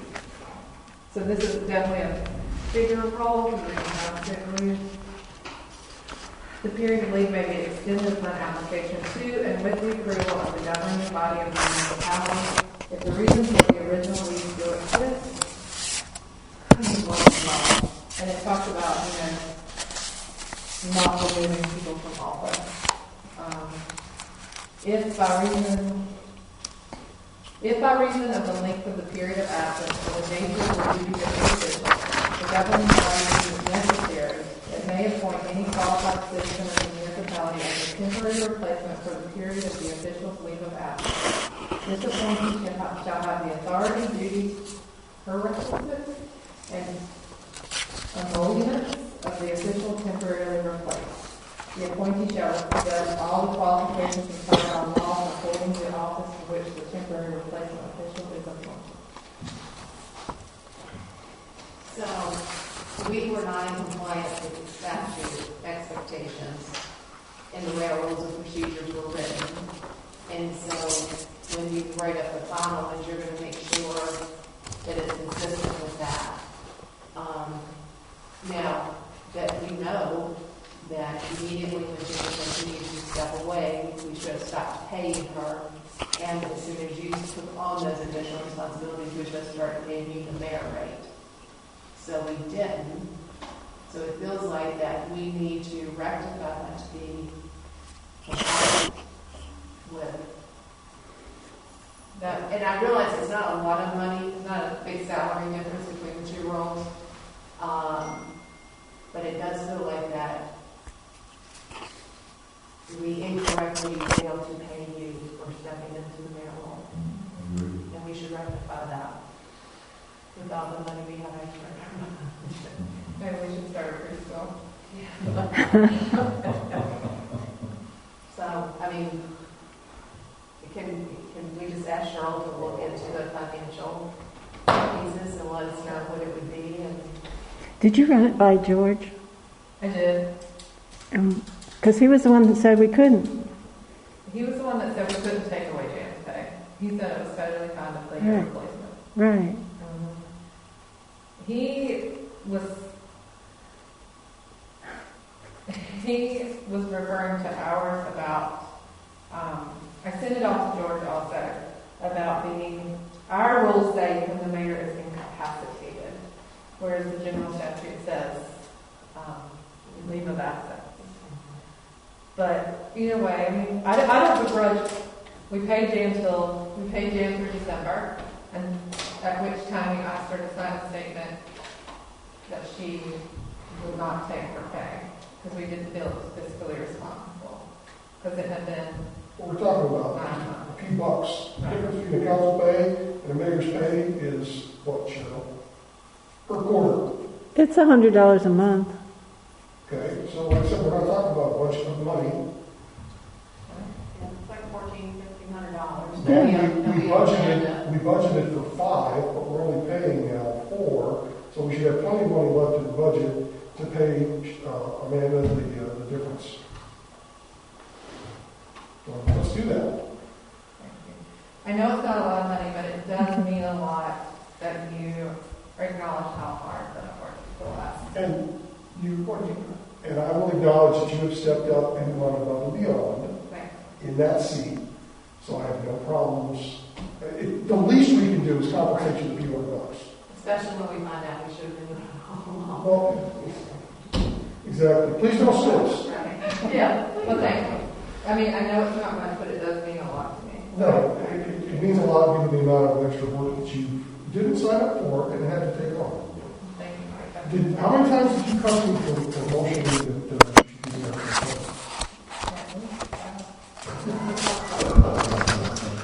I'm here to set up for this. So do we need to make a motion to, That'd be great. huh? I always like a motion, sure.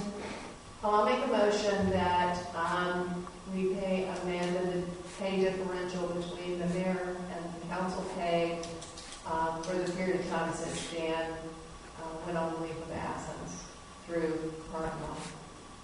With the funds that we're saving from only having 4 council members.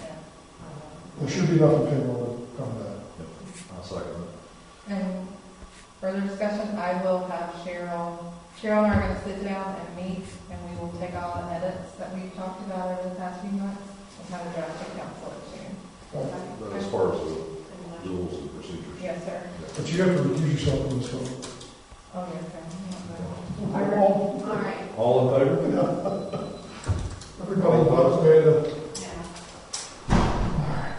All right, so that takes us to Western Union Municipal Lights update. I went to the Marvin groundbreaking. They must have a preschool because they had a lot of, they had food trucks, they gave out stainless steel tumblers with the little Marvin, cupcakes with this little shovel in it, champagne, really nice. Champagne? Yeah, they got champagne. I don't know if it was alcoholic, but it like was in the little bottle. It was really nice.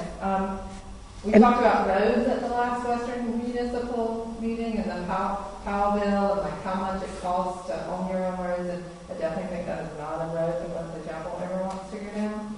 But I do understand Marvin as being a Powell bill member and owning their own roads, why they won't control their trash companies and the trips on their roads. I do understand that.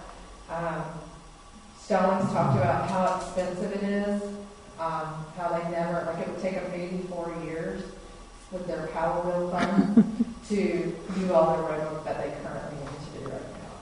So I thought it was interesting. We are hosting again, Cheryl. June, right? Is it June? I think so. Okay. We're hosting again, so she also kind to do the notes. And that's really all I have for that.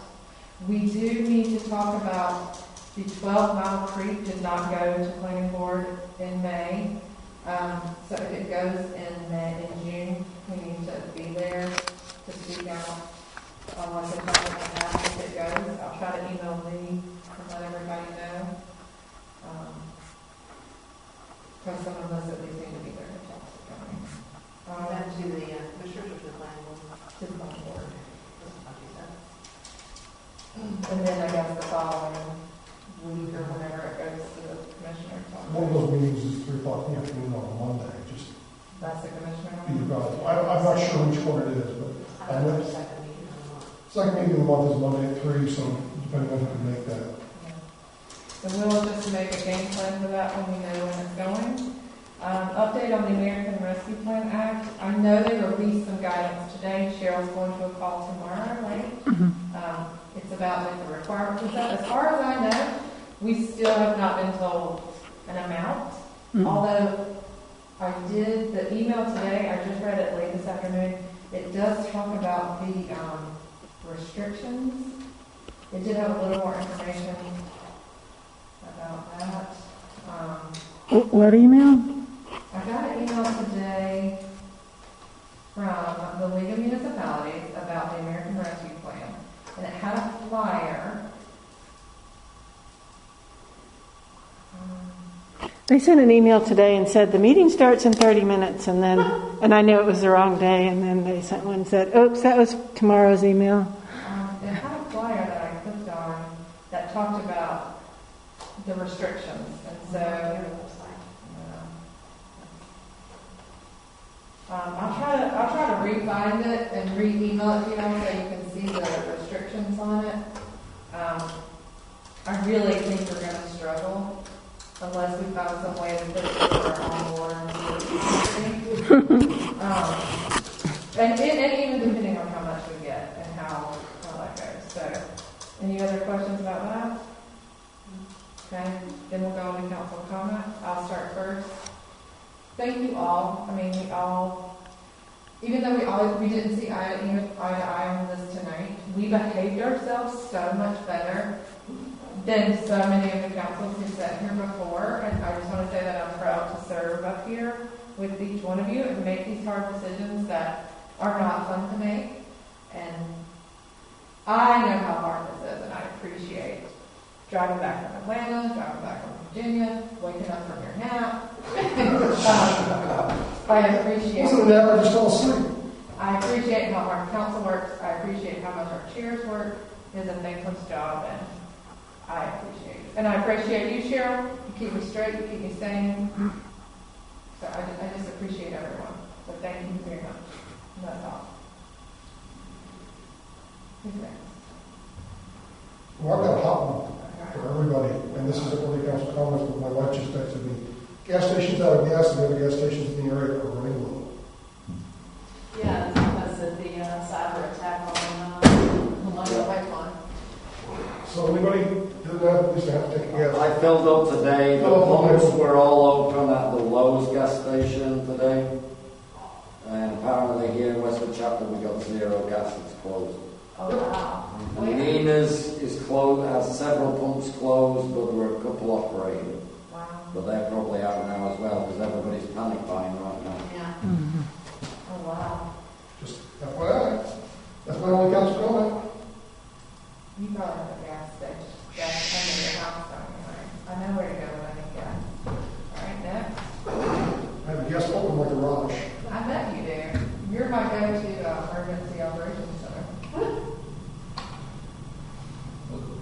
sake of time, I have none. I know.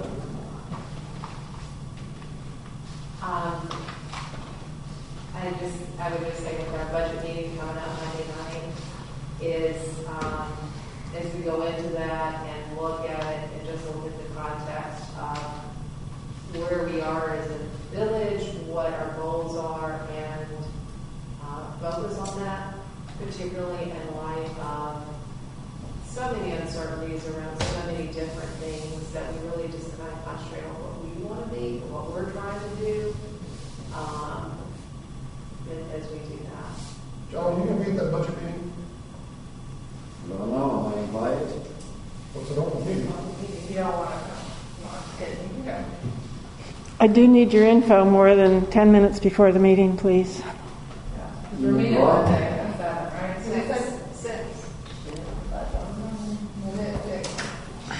Sure, we'll put on the notice reminding everybody the day of or the day before. Okay. Also, I stole George's book, that would have been nice to have 2 months ago. It would have been really nice to have this. Spend $12 buy one. What's it called? We want one of those. Oh, okay. We can get one. So, take a motion to adjourn? Motion to adjourn with the provision that we buy that book. You can't make that Oh. motion. Second, all in favor? Was that a reflection of how poorly we did